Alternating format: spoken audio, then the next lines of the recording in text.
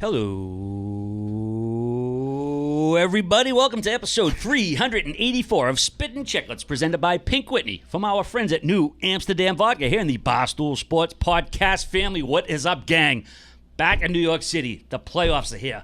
Live streams are back. Merle's is in town. Biz is here. We got Whit via satellite. Let's say hi to him first. Mix things up. What an intro! The Whit Dog. That is What's going a playoff on? intro. Oh, That is baby. the games are more important. The springtime's here. The flowers are blooming. Hockey's a buzzing. And the boys are ready to go because this playoffs, I think, is going to make up maybe the most special run of games we've ever seen since this podcast began. There's that much depth in this league, and there's that much special action. And if you can't tell, I'm coming off a win down in North Carolina. Come on and raise up.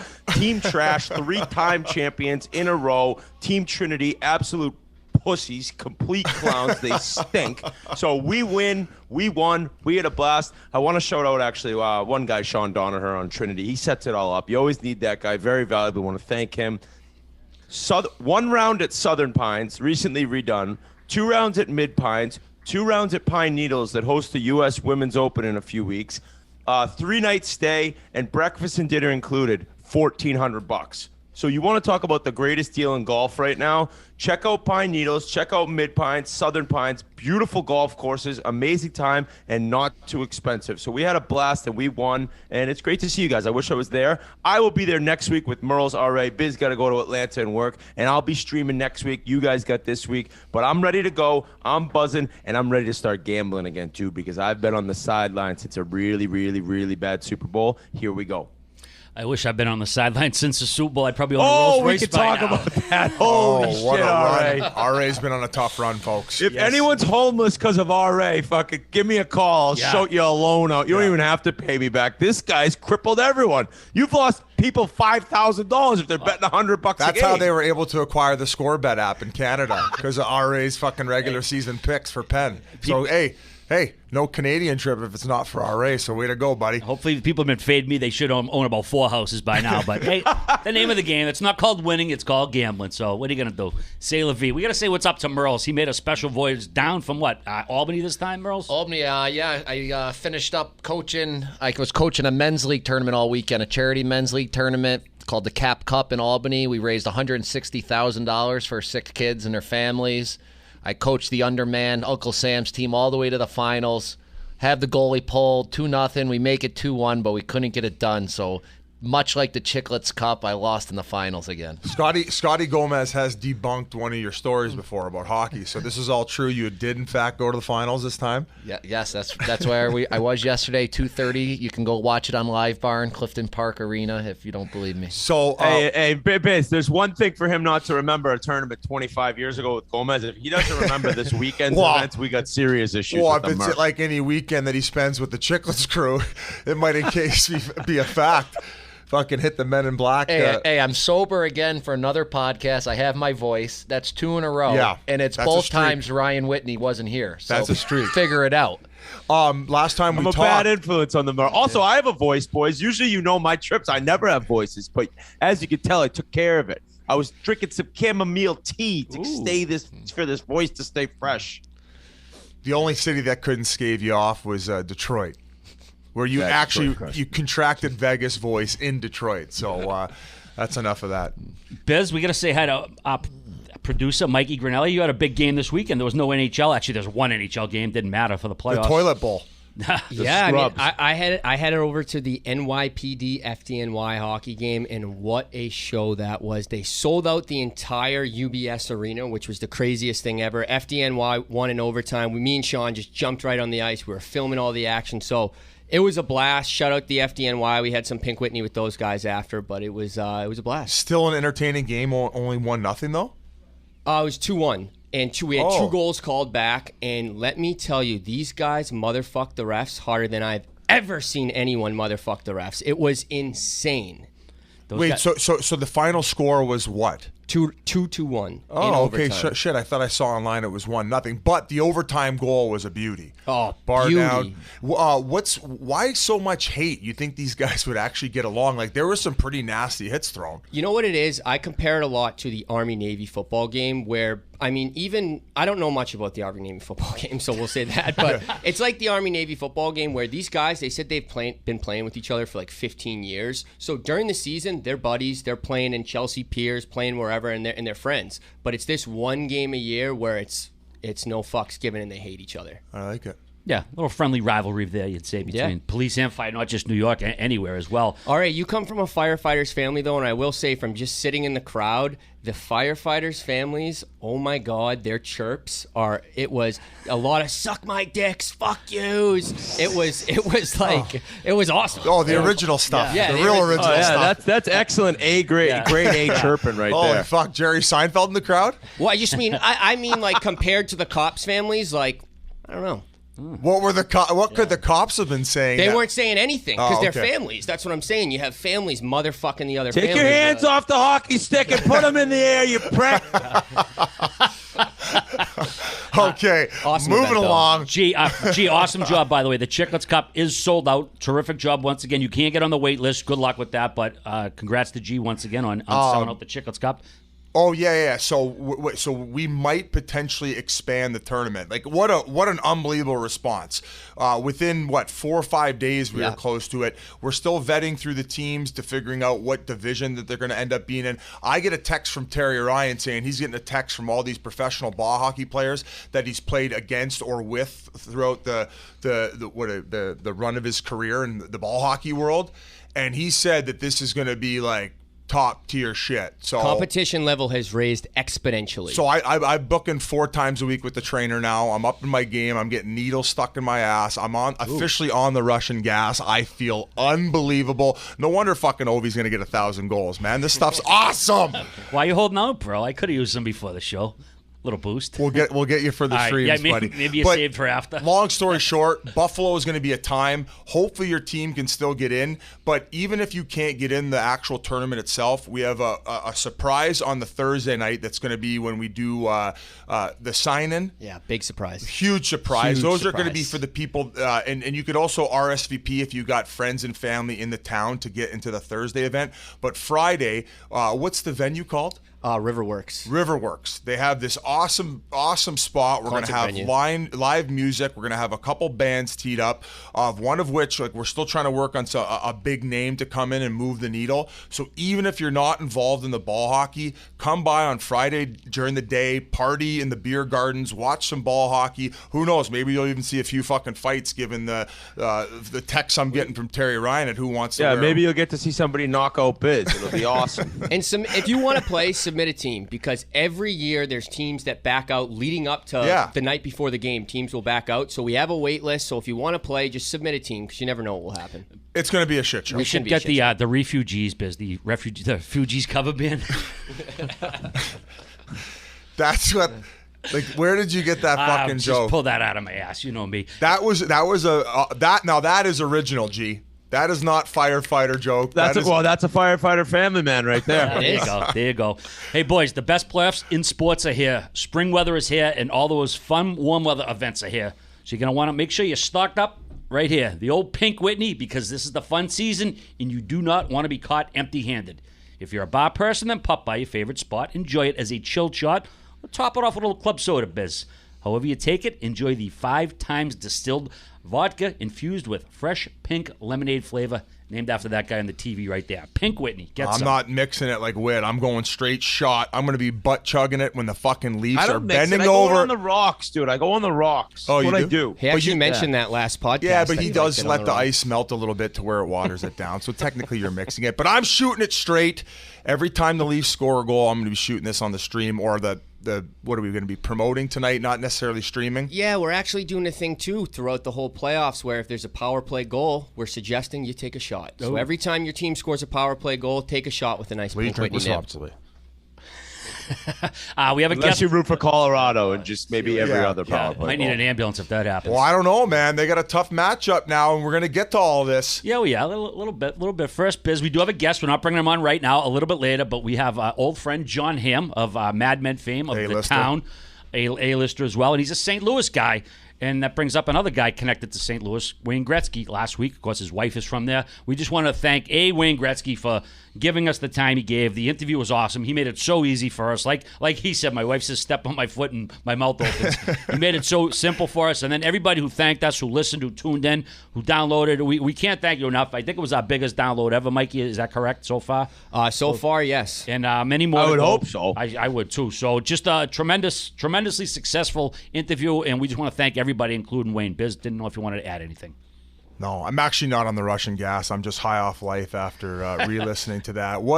Like you said, you put a quarter in him, dude, and he kept going. I think we asked 6 questions, and he talked for an hour and 4 minutes. So not only did he make it easy, just hearing some of that stuff for the first time, or even some of the stuff that you'd already heard about, just a gifted storyteller, and it's incredible that we were able to get an hour of his time. So we're grateful. Thank you to his kids for hooking that up. And, I mean, congrats to DJ and Paulina. So a huge week in the Gretzky world. I don't know, did we talk about that last episode? I don't think we did, but yeah, I saw the pictures of that big wedding that went down. And the only people who really probably didn't like the interview are the poor bastards from Detroit. Their team stinks, and then they come to find out Wayne was going to be a Red Wing if it wasn't for his old man saying to go to California. So I think that the news from that he kind of dropped on us that I didn't know, some things about his number and how he picked the Kings. It was exciting. And like RA said, thanks a lot, because I'm sure we all got a bunch of tweets just saying that the interview was great. And I really don't think we could take that much credit. He kind of just went. And more than anything, I think he enjoyed himself. And that way we can get him next year. This is a once-a-year thing as long as Biz is working for him. So as long as I don't get working canned. with him, and we'll continue to kind of badger him until we get him sitting down next year before playoffs. Absolutely. Hopefully you folks learned a few new things. I know I did. Like I said, the Detroit stuff, him getting booed as a kid, real interesting stuff. I'm sure he's answered everything by now, but after 45 years of interviews, it's nice to hear them again. So moving right along, we do have a few regular season trophy winners we want to give a little shine to before we get to our playoff previews. The Florida Panthers won their first ever President's Trophy. They will have home ice as far as they go in the playoffs. They went on an absolute heater over the last month to catch Colorado. Colorado looked like a slam dunk for the Preds Trophy back in March, but Cats went in a tear. They were the only team to average more than 4 goals per game. 4.14 goals they average. That's 0.35 more than Toronto and Colorado. It's a pretty sizable clip. They also led the NHL with a .407 winning percentage when trailing after 2 periods, so that could be relevant later in the playoffs. But we got to mention this obligatory. Just 8 of 35 President's Trophy winners have gone on to win the Cup. And since 01-02, only 3 President's Trophy winners have won the Cup. Detroit twice, Chicago in 13. And Chicago in 13 was the last time a President's Trophy winner was even in the Stanley Cup Final. So I don't know. I don't know. It's not really a congrats, but you're getting bounced first round against Washington. Yeah. But hey, much like the Norris Trophy, we were probably all ready to hand this over to Makar, much like Colorado. But what a run towards the end of the season. That comeback number, although very impressive for the regular season, a bit scary going into playoffs because there was a lot of games and they found themselves down in big holes early. So we'll see if that trend continues. We will. Connor McDavid won another Art Ross, his 4th before turning 25. Only one guy's done better than that. Guy we were just talking about, Wayne Gretzky. 44 goals, 79 assists for 123 points in 80 games played. He had 8 more points than the number 2 guys, Gaudreau and Huberdeau. His 1.54 points per game led the league. No surprise here. Buddy Austin Matthews wins the Rashad Trophy for the 2nd year in a row with 60 goals. He's the first U.S.-born player to score 60 goals, as well as the first Toronto Maple Leaf to score 60 goals. Missed 8 games, by the way. Also the first since Steven Stamkos did it 10 years ago, and it's the 6th most ever by a center. Mario and Wayne, the only 2 who have had more, and he did it in the 2nd fewest games after Mario. So you guys want to chime in? And also, I don't know if you saw the clip from I was going to bring it up. Killorn's Doc Talk. Right when COVID hit back in March or April of 2020, he was bombing around discussing the league and the Lightning with his teammates on his Sea-Doo. And Steven Stamkos at that time said the next player to score. Well, I think he asked him, will anyone ever score 60 again? And Stamkos said, yeah, I think Austin Matthews will. So you could tell leading up. You could tell since he got in the league and had 4 goals his first game. Biz said it. I hopped down his throat. I was wrong about that one. He's the greatest Leaf of all time. He's going to really battle Patrick Kane for the greatest American player of all time if he can get some cups. I know people don't agree with me on that you need cups. I personally think you do, but he's going to be right there in 10 to 15 years. And what we're watching is basically what I would say the second most dominant player in the league. I know Draisaitl has 55 and 55 this year, but Matthews, the way he does it defensively, how fast, how strong he is, it's McDavid and him and everyone else right now. Oh, my God. Yep. That was beautiful. Thanks. It brought a tear to my eye. I was going to chime in, but I don't need to. The Carolina Hurricanes, of course, they overhauled their crease in the offseason, and it resulted in a Jennings Trophy for their goalies, Freddie Anderson and Antti Ranta. The Jennings Trophy is presented to goalies who play at least 25 games for the team that allows the fewest goals. And obviously, they've run into a little bad luck with the goaltending situation. We'll get to that a little bit later in our previews. But we did do two series last week: Edmonton, LA, Minnesota, St. Louis. So we're going to move on to Dallas and Calgary right now. And since the Stars moved to Dallas, these two have only met once in the playoffs, and that was in the bubble 2 years ago. The Stars won their first-round series in 6 games. The season series, Calgary went 2-0-1. Dallas went 1-2-0. As far as the favorite, Calgary is a minus 320 favorite. So you're going to put up 320 to win 100 on Calgary.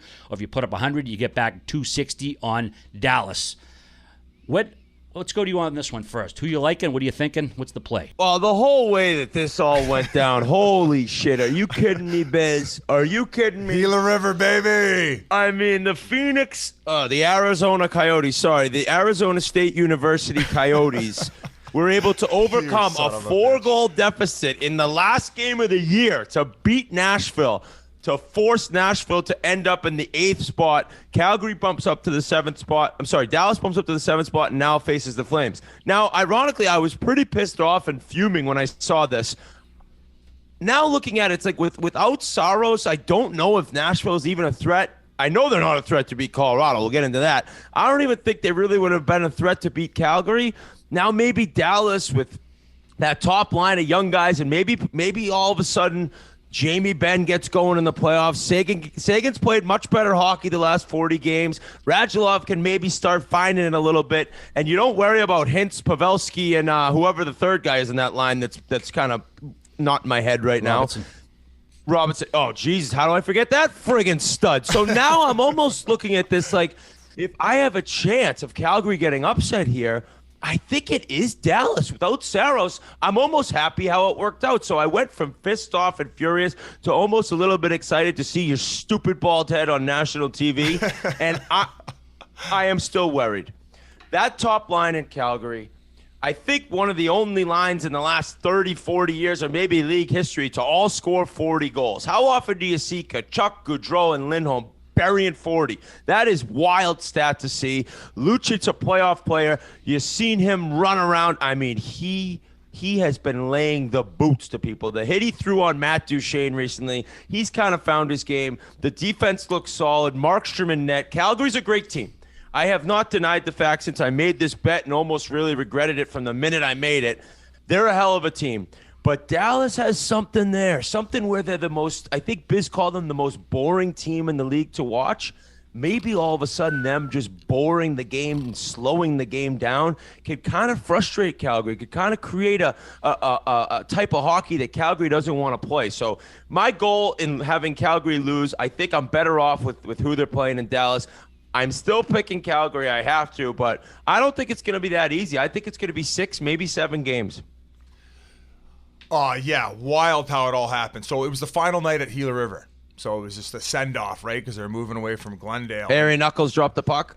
Harry Knuckles, he was in the hallway. I ended up seeing him. It was good to say bye to everybody. I was bouncing up and down the arena through like the back hallways, saying bye to all the security guards, ushers. Did they sell it out, Biz? It was pretty close to a sellout. They did a great job, had a great crowd. They were very vocal.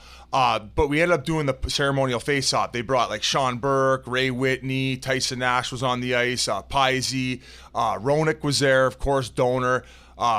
Carly Accardo, Leighton Accardo's mother, was one of her donor and Roenick were like the three that were dropping the puck.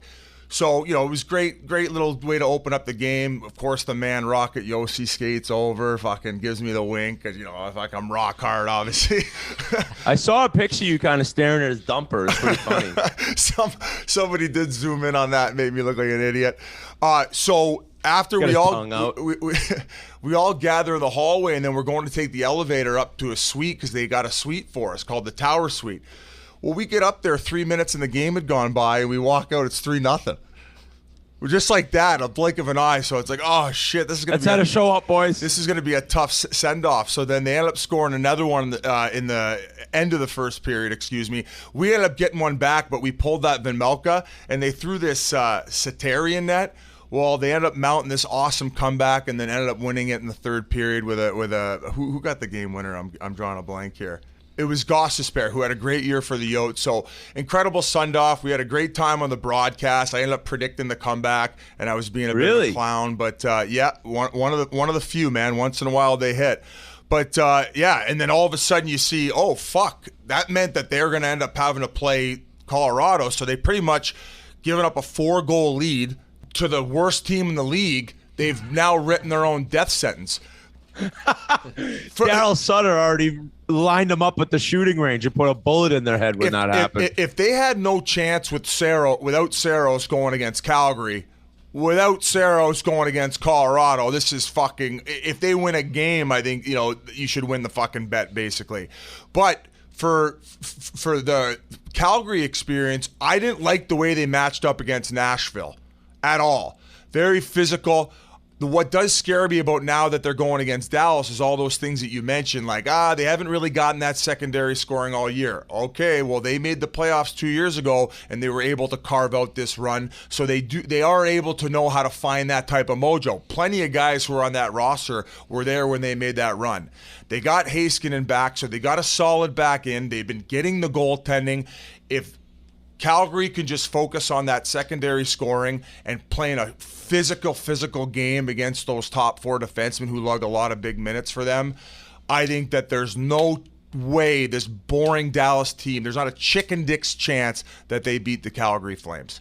So I don't know if we're predicting the Calgary series first or we're hopping over to the Colorado one. We'll give the predictions after. Okay. Right, so tell us what you want. We'll give them right at the end of the preview. I also need to correct myself because I brought up Radulov, who's really struggled. It's the other Russian. It's Gurionov that'll be playing with Ben and Sagan. And that guy is one of those players. It's kind of infuriating, I think, for Stars fans and coaches to watch because there's nights he's the best player on the ice and nights when he's kind of invisible, similar to Radulov in other years. But the first line, if that first line in Dallas could somehow cancel out the first line in Calgary, which is an enormous, would be an enormous kind of step for them because of how good they've been, then all of a sudden the entire series changes. I mean, I think Heskinen's the best defenseman in the series.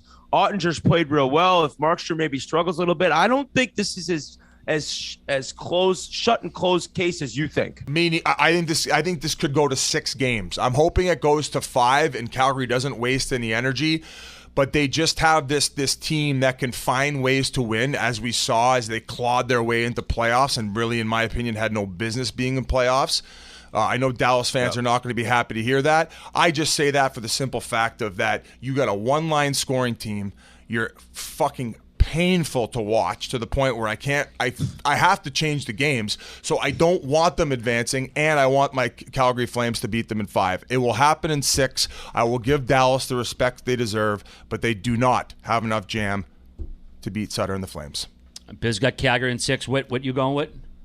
I'm going to go Calgary in 7. Calgary in 7. Merles, what's your take on the series and a prediction for the... Yeah, what do you got, Merles? I mean, I think Dallas is brutal, too. Anytime I watch them, same thing. They're terrible to watch. I don't have any respect for them at all. I have right now up on... Jesus. Somebody just put a big bet on them because it's the Flames are minus 400 right now in the Barstool Sports book for the series.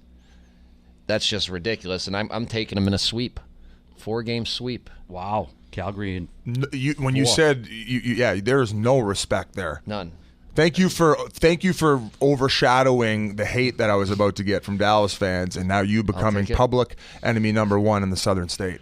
Gee, what do you got on this series? Calgary in 6. Calgary in 6. Yeah, pretty simple. Yeah, it's the line matchups. I mean, we talk about, Tkachuk, Gaudreau, Lindholm. Then you got to deal with Mangiapane, Coleman, and Backlund. That line drives possession as well as the other one. And Dallas is pretty much a one-line team. I mentioned, I think, last week or the week before, that top line has scored over 45% of their goals as a team, not just for forwards. So I think they're going to have some real matchup problems there. I don't see Dallas winning the series at all. It's nice that they got there. As far as with the goaltender, Markstrom, he's only got 14 games started on his playoff resume. Did pretty well for Vancouver a couple of years ago. Ottinger had a couple of relief duties, so there's no advantage there really for Dallas. So I got Calgary in 5 on this one. You know how I sometimes beat words up or terms? Never. Shut the fuck up. The common theme for this podcast is going to be the mental hurdle. I think Calgary, they just need to get over this mental hurdle, get a few wins under their belt, and all of a sudden it's smooth sailing. If they lose game 1 and their arseholes pucker up, as they have in the past, if they lose game 1, my arsehole will be puckered up. So it's getting over that mental hurdle. They haven't been out of the first round since 2015 too, so that's another factor. And if we want a battle of Alberta, man, we need that to happen. There hasn't been a playoff battle of Alberta since '91, so Oilers Flames. Wow. I think that our bet deserves to go head to head. That's what I know. I can lose with honor if they go head to head and let's say Edmonton takes it in 7. But the fact that the Edmonton Oilers got the fucking easiest layup of a first round matchup where they're playing a bona fide AHL team, mind you, going back to the mental hurdle, it's hard. Sometimes when you're Goliath, it's hard playing David, right? And we all know, and we should have another common theme here. The arseholes puckered up. We know that can happen in Edmonton at the drop of a dime. LA's better than Dallas, you dummy. All right. Okay, let's pump the brakes. Exactly. That's what I thought. I was taking a sip of water. They lost their Norris defenseman. Deneau. Like, you got nothing to deal with. I bet you couldn't even name me one fourth liner on the LA Kings. No, God, no. Well, playoffs are here, boys. You're going to be having a few cocktails, whether you're doing a live stream, whether you're going to the games. Who knows? I know one thing, Biz. I don't leave without my DHM Detox. It is the ultimate vitamin for when you drink. It's backed by science. It's designed to help break down alcohol-related toxins and get you feeling fresh the next morning. Most people don't know that the toxins are 80% of the problem. No more feeling slow, sluggish, and useless the next day after a couple drinks. Biz, tell them how to do it. I handed these out at a wedding one time. No, it's a true story. And so I get a couple texts the next day from the guys I handed to. Said, "What the hell was that you handed me?" I said, "Was it?" No, the other thing. Oh shit! Yeah, come to think of it, maybe they were texting me about something else. No, but I handed it to them, guys. It's a natural. It's the vitamin for people that drink. It breaks down the toxins of the alcohol before it gets to your liver. That's just the DHM detox. Jesus Christ, spit it out, Biz. There's an umbrella of the no days wasted. They got the vitamins in the morning. They got the hydration replenisher packs. They got different flavors of them now. So they just got a lot of good wellness stuff and products. Check them out on their website. RA is going to give it to you. We're going to give you a Biz20 promo code. I bring it around when I'm on the road. I usually hand it out like candy, much like I do at the weddings. And people, I get positive feedback from this stuff. So check it out. It helps you out for the next day, especially if you like to have a few too many pops like our man here, RA. Yeah, once in a while. Never. Biz, my buddy Gary on the golf trip, he brought it. And he's a big listener of the pod. He actually is the one who's done the imitation of the intro that RA does. He did another one for us that I recorded. It's so fucking funny. But he had DHM Detox down there, and he said it did wonders for him. He said, I didn't know what to think, but I brought it down. I've been drinking it before I drank and before I go to bed or having it, and I love it. And he said his hangovers were nothing. So shout out DHM. Oh, Gary, you told me you were combing your hair. DHM Come with the kick drum, Gary. DHM Detox is a 100% risk-free purchase on your first box, so if you don't love it, they'll refund you. If you need DHM Detox delivered quick, No Days Wasted is now on GoPuff, so that means delivery to your house, a party, or the bar in 30 minutes or less. Just head over to GoPuff and search No Days Wasted. We're going to hit you guys with the promo code, so just head over to nodayswasted.co and use the promo code BIZ20 for 20% off. That's nodayswasted.co for No Days Wasted after drinking with Biz20. Not a big deal. Hey, since we not a big deal. Since we circled back on LA quick there, I mean Dustin Brown, he kind of gives it the reverse Derek Jeter.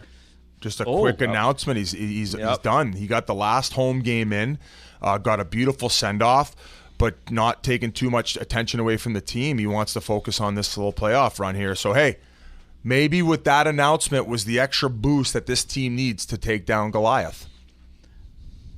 I think Dustin Brown's career has gone supremely kind of rated, right? Like, the leader he was in the 2 Stanley Cup runs and being the captain. I mean, you'll ask people in 30 years who was the captain of those 2 Kings teams. I bet you a lot of people won't really remember how important he was to those teams. I mean, he was a rock to play against, amazing on the forecheck, couldn't move him in front, a classy guy who pretty quiet from the times I played with him, but on the ice just played hard every shift. I think he's one of those players, the coach, and the reason he's captain, the coach never is worrying about the effort he's bringing night in and night out. So what an unbelievable run for an American that I just think hasn't got the credit he's maybe deserved throughout his career. And probably it's because of how quiet of a guy he is. And his retirement's kind of the perfect example of, he probably didn't want any of the big send-off and the final games as he's traveled around different arenas. And I think just to kind of announce it quietly like that is pretty in tune with who he is as a person. But an amazing career. And it's unfortunate my team's going to have to slap him in the face to end it all. Yeah, he's going to. That was a great breakdown. Retire after 18 seasons with the Kings, of course, taken 13th overall in the old 2003 draft. He'll retire at first in games played for the Kings, 6th in goals, 8th in assists, 7th in points, of course, the 2 cups, and he won the 2014 Mark Messier Award. So hopefully, still goes a little longer. I got my 85-1 ticket on the Kings, so that's why I'm flashing. He was a bitch bitch to play against. Oh, he's a truck. Classy guy, very soft-spoken, but in a sense of like playing against him, maybe not so classy. Like, not fun. Not fun to go to the corner with. He might give you the extra shot. I remember when they beat us out of the Western Conference Finals. I think he got Radislav Kleza with a knee right before they ended it. So suck on that, Dustin. Rusty. From Ithaca, New York, and played for Syracuse Stars. You've never heard of them. We have quite an alumni list now. He's an OHL guy, right? He went to the OHL. Did he go to the Pee Wee minor hockey tournament? I don't know if he played for Syracuse at the Pee Wee International Tournament, but he came from Syracuse. He followed Conley and Schremp and all those guys and him. All 3 of them went to the OHL instead of going to college. Little tidbit of my old little upstate New York. I went to college and look at what happened to me. I guess I should have done what those 3 did. I don't know if he won a Mem Cup, but they did win the OHL championship when he was captain with the Guelph Storm. So he's been a winner at every level. Was he with you on that silver medal winning team? Because that would have been around. I'm gonna say yes. The fact I don't know is insane. He was on a World Junior team with me. He had to be on that Olympic team. He had to be. Geez, looking it up. We can move on. Somebody look it up. All right, yeah. My brain is working at about 53% capacity. It's usually like 71%. Right now, I mean, I'm running on about 8 hours of sleep total throughout 3 nights. So I'm not exactly buzzing at the top end of my performance chart. If Dustin Brown wasn't on that Olympic team, though, I'm going to be shocked. He was what he was. He was. Yeah, I knew that. All right, gang. Never a doubt. All right, Biz. Moving on to the next one. Nashville, Colorado. Big goings on, like we just said, at the Gila River Arena. So the Preds drew the Avalanche. Huge series here. It's only the second ever series between the two. The Preds beat them back on the first round in 2018. Interestingly, though, season series, which I do say throw it out with the trash because it really don't matter. But the Preds did beat them three out of 4 times this year. Beat the Avs. Colorado, a huge favorite, minus 650 to make 100 for the series. If you throw 100 on the Preds, you get back 450. Of course, the big story here, Roman Josi versus Cale Makar. Obviously, they're not going to be going head-to-head, but that's the big story here. Biz, let's go to you first on this one. What do you got? No, I like that little storyline going in, and I actually think that, like, for the sake of the league and not having Colorado walk over Dallas in 4, I think that the Preds could pick up a little bit or put up a little bit of a fight. Now, I mentioned that I mentioned it earlier that they did write their death sentence. Will they win this series without Saros? Is that how you say it? Saros? Saros. Absolutely not. But I could see them winning a couple games here. And we mentioned how much more physical they play than Dallas. At least they're going to bang them up a little bit more. So moving forward, it's just not going to be like Colorado getting over that mental hurdle and then walking through the Western Conference because they're sweeping everybody 4 straight. So tougher matchup for Nashville, but also a tougher matchup for Colorado, in my opinion, over Dallas. Am I wrong here? I think that they're going to smash them. I think you said it best. If they win one game, if Nashville gets one, it's like winning the series, and if they get two, then the people who bet on Nashville should like get the money that they won, because they are so overmatched. I mean, the seasons Forsberg and Duchesne had are incredible, but then you look at the other side. I mean, the depth Colorado has up front, the Taves and Makar pairing is out of this world. The goaltending is going to be an enormous issue. Saros could have given them a fighting chance, but this is going to be ugly, I think. And maybe they get a game in Nashville because of how amazing that crowd is. But my big question for this series, and I think it's one of the biggest questions on all Avs fans and all NHL fans' minds, is can Kadri control himself? Because they need him to win the Stanley Cup, right? They have all these guns there, but they need him in the way he plays and how he has to play on the edge. But we've seen him in the past, 3 playoffs? A suspension every single time in the first or second round. So if he can't control himself and all of a sudden you lose one of your most valuable guys, it's going to be hard for them. So that's something I'm really watching. And then Kemper. Kemper had a fantastic year. I mean, they needed to upgrade their goaltending. They went out and did it. They paid a steep price for him. And now he's going to have to kind of show up. And there's going to be games that they do get outplayed. It's the playoffs. It happens to everyone. Can he steal them a game or two? No matter what team you're looking at, they have to have a goalie play really solid throughout a run to the Stanley Cup. So I don't think the first round will present too much of a problem. But after that, we're looking at a big performance goaltending-wise for them to actually get that to that next level and finally get out of the second round. I think the last 4 or 5 years, last 3-4 years, they've lost in the second round. They have to make that next step. This year's first round will be no problem for them. Yeah, we were talking to the score bet in Canada trying to get a prop on the Kadri suspension, yes or no. That didn't come through.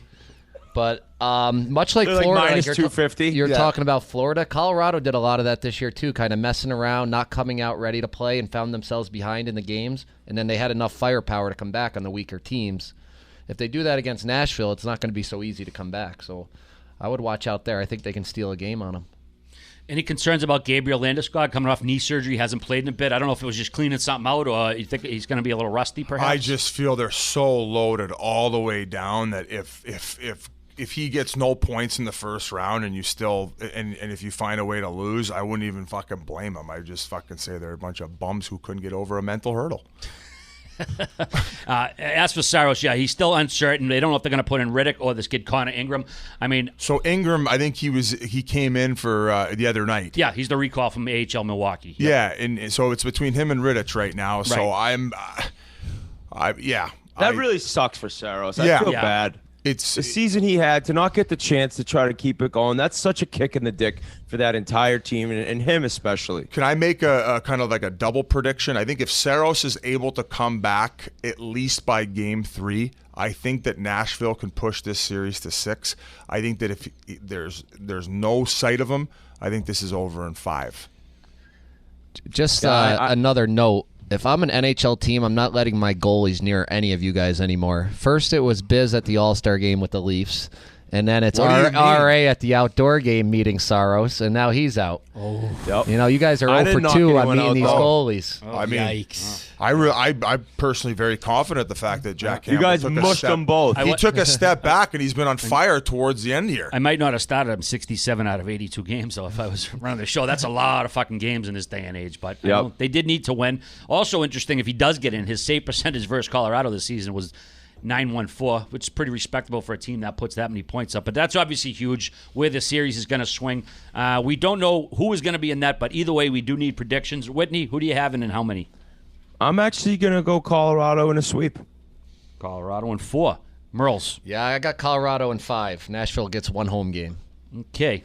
And if you guys will give me the lean on the Saros implication, I'm going to say... No leans allowed. All right, no leans allowed. All right, let's go 6. I'm going to say 6 games. I believe Saros is going to come back at some point. He has to. Colorado in 6. Grinelli. I got Colorado in 5.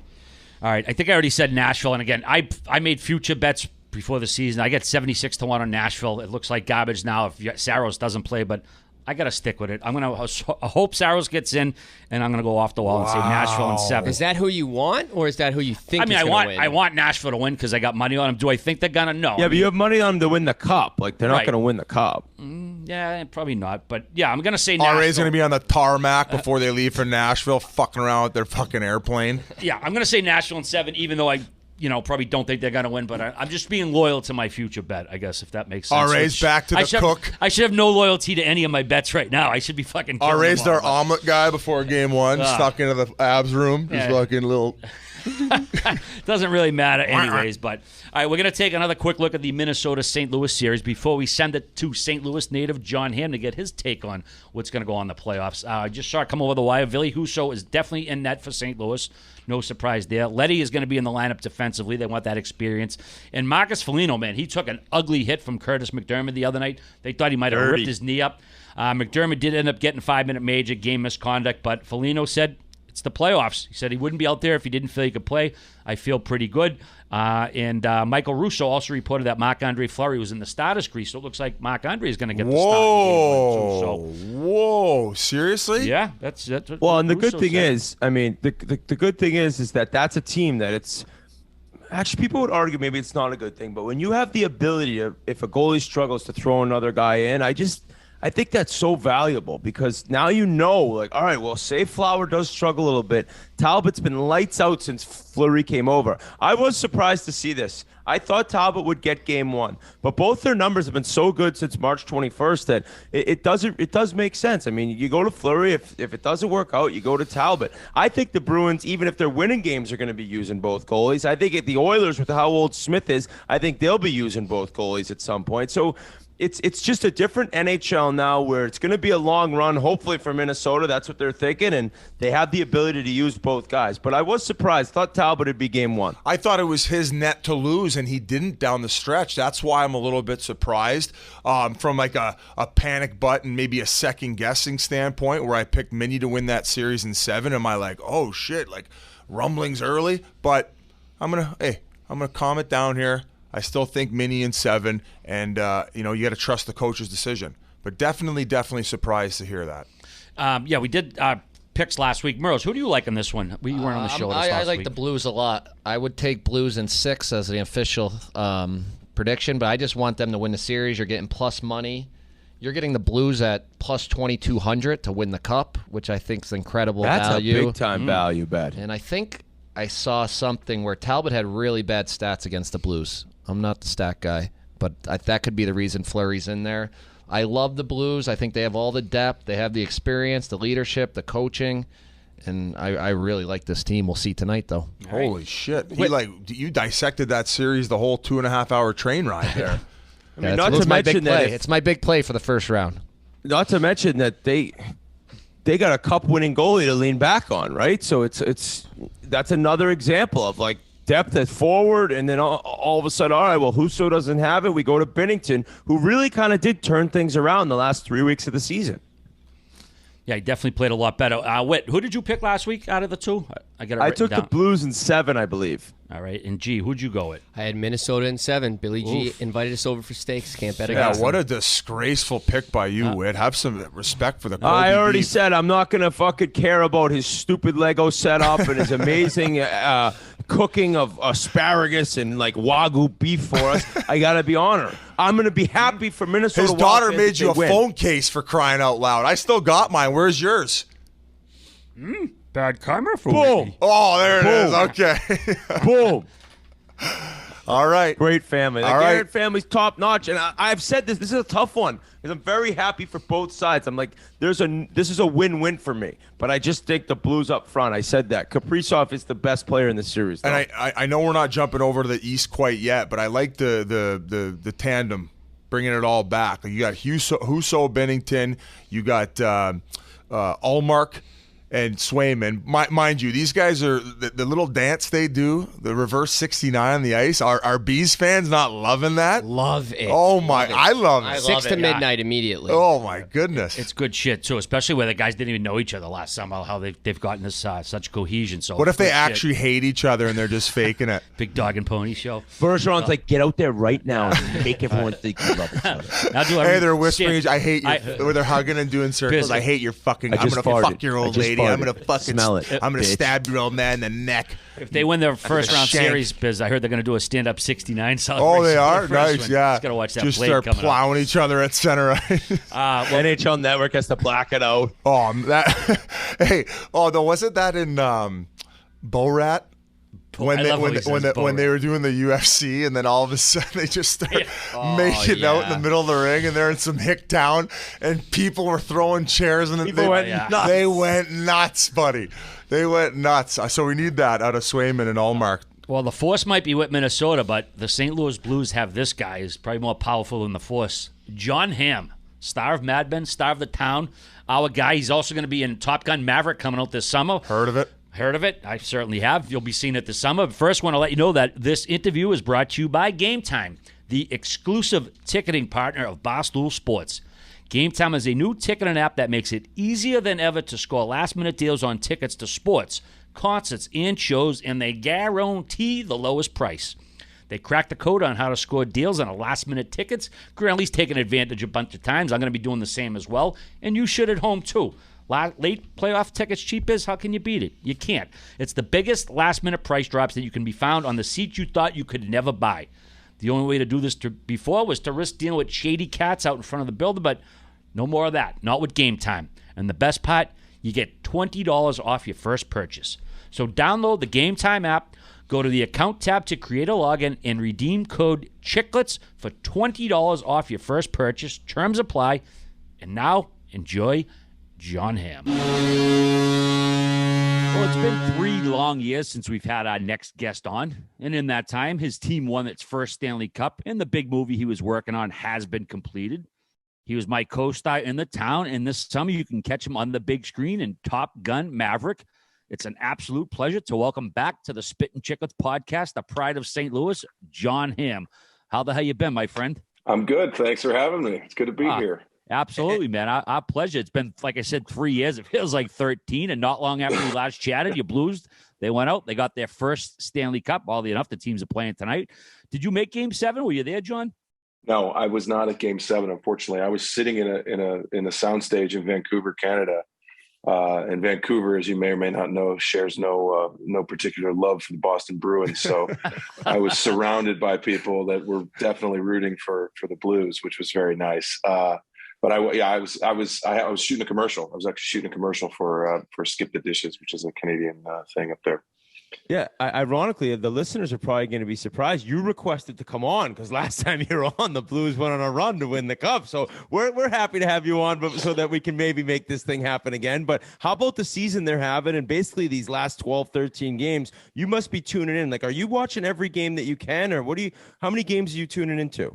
I watch as much as I can. I have all the packages and whatnot, and if I can't watch it, I'll put it on my phone or listen to it at least. It's nice to be able to get the hometown broadcast too, so that's always fun. And I know Chris Kerber and Joey Vitale are buddies of mine, so I know those guys, and it's nice to hear hometown voices. And the best is, of course, the local advertisements, which are just so particular to St. Louis. So, but no, I have been watching, man. It's I'm not going to name names, but a lot of people didn't have Blues heading into the playoffs either. So, it's a couple people on this Zoom, but we're not here to cast aspersions, but they're a good team and they're a deep team. And like everybody else, they got hit with COVID and people getting sick. And I think the long-term effects of that stuff is still not known. You see guys coming back from that and they come back too early, or they're just not right for a while. They feel better, but they're not, the motor's not there, or the lungs aren't there.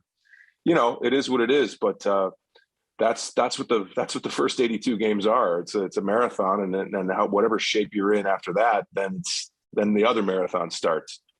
did that cup run force you to maybe pay a little bit more attention and in depth to even like the team drama?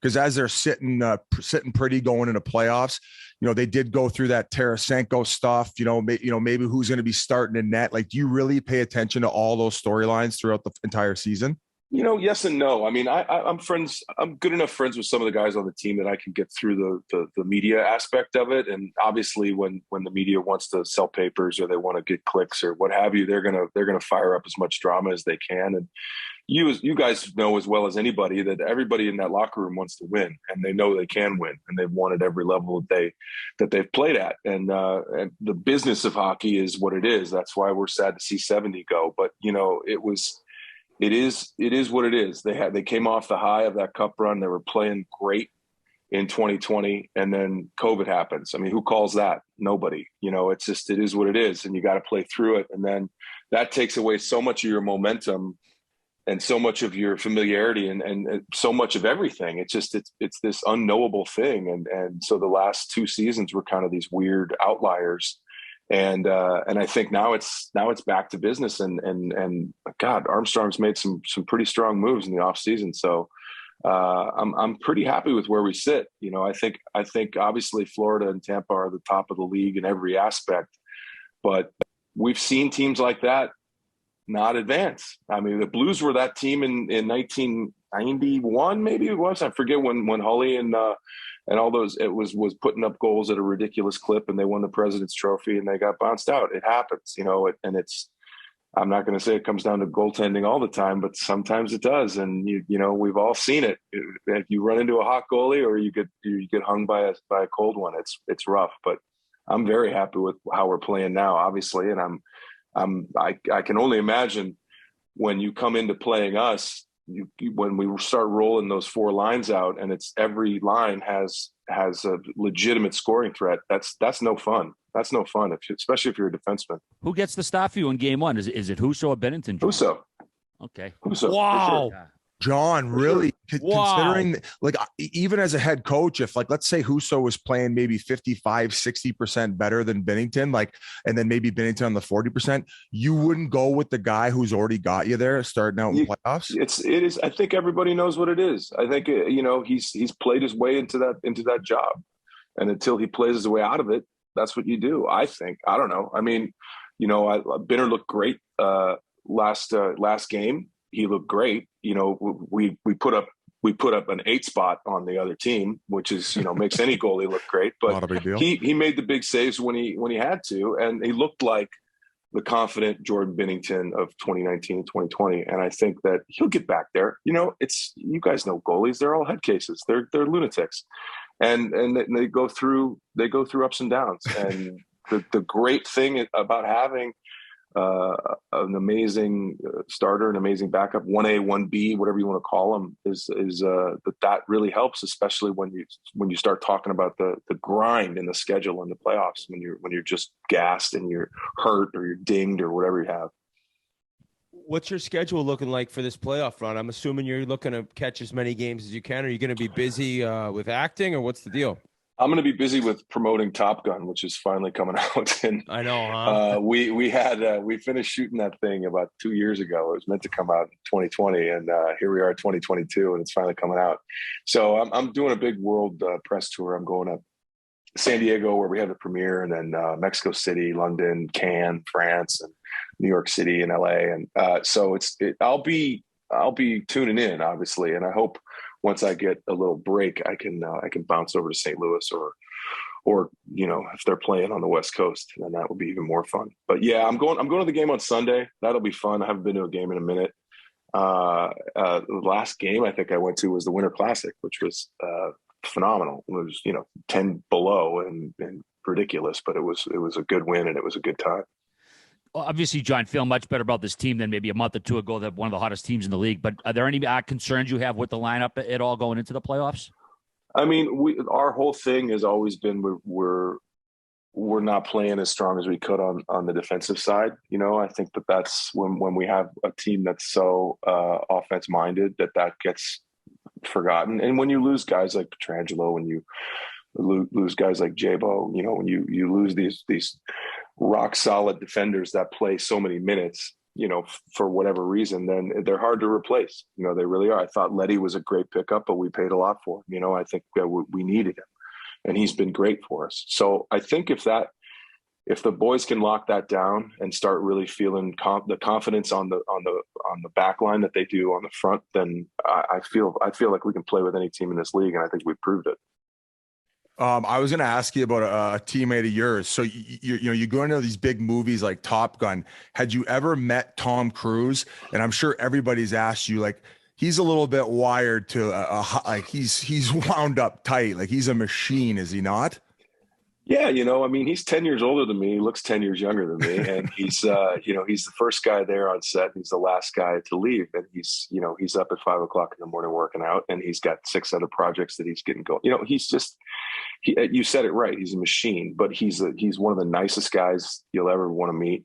He's the hardest working guy on set, which when you're looking at movies like that and the guy has all that on his shoulders, that's who you want in that job, is that guy. The guy who takes the responsibility, says, put it on my back, let's go, and we're going to make the best movie we can. And I've seen Top Gun. I had met Tom a couple times before we worked together, but when I first stepped on set in 2018, he, big open arm hug, big smile. So glad to have you here. Stopped everything, spent 5 minutes to talk to me. So it's that kind of stuff that you think, man, like that's a good. He doesn't have to do that, and there's a lot of people that don't, that are in that position. So it's one of those things where you're just like, okay, I appreciate that, and the proof's in the pudding. The guy's been a movie star since he's 17 years old.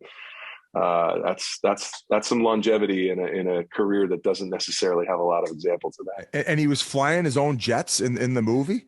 He wasn't flying he is a professional pilot, and he was in the cockpit for a lot of these things. I mean, obviously these are $80 million aircraft that are owned by the taxpayers. So they weren't, doesn't matter how good you are at whatever, they weren't exactly handing the keys over, but they had this amazing way of shooting it where you see, you'll see it when you watch the movie. The movie's incredible, and you'll see how the G-forces are pushing these, not only Tom, like a lot of our young stars, Miles Teller and the other guys in the film, they're all in the back seat of those planes, and they're all pulling G's, and it's impressive to watch. Like I got to ride on the aircraft carrier. I was like, this is much more my speed. This is 20 knots an hour, a nice sunset. I'm good.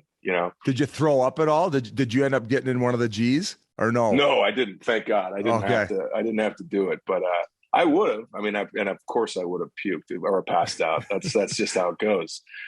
It's tough. It's real. It's real, and you see it. That's what's really cool about this. The way they shot this one is that with the technology now, you can stick a camera anywhere. They have all these HD tiny little cameras, and they've got close-ups on these guys when they're coming off the aircraft carrier. You can see behind them the aircraft carrier getting smaller in the distance. It's really neat. Did any of these guys go up in any of the jets or go through like the school, like we see Richard Gere and An Officer and a Gentleman? Yeah, they did a lot of that stuff. The kids that played the pilots, and Tom, of course, had to go through all that, and it was rigorous. Those guys and gals were in amazing shape because they had to be, and if you weren't, you would not be able to do what was asked of you. And so they all had to work really hard. And like I said, the proof's in the pudding. And also they had the leader of all leaders in front of them saying, look, if I can do it, you can. You guys are 30 years younger. You better. You better. So I'm looking like there's 50 million views on the trailer, 50,000 comments. Oh, yeah, it was a sick trailer. This has to be the most the biggest thing like that you've ever kind of released, the most fired up you've been for something you've worked on? Easily. And that's why I'm and in any normal time I would clear my decks for the Stanley Cup playoffs. Blues. For this I've got to show up and head around the world and really promote. Tough gig, got to go to Canes. Yeah, right. Hey, tough gig, buddy. Hanging out with Leo and Bezos on his fucking yacht. Yeah, tough life, man. Don't give me keys to those. I get to stay in a hotel, but that's about it. What about in Hollywood? Like, you ever work with any other guys, big hockey fans? You ever met somebody that's kind of as big as you with a certain team, or are you pretty much individual for that? Jerry Bruckheimer's a big, who produced Top Gun. He's a big hockey guy. He was a Kings guy now. I think he owns part of the Kraken now. And he's been a big supporter of hockey forever. You know, he has I think he built a rink down in Manhattan Beach or something. He supports a local team. He supports youth hockey. Like, he's been a real supporter, and he's very knowledgeable, and he's a great guy.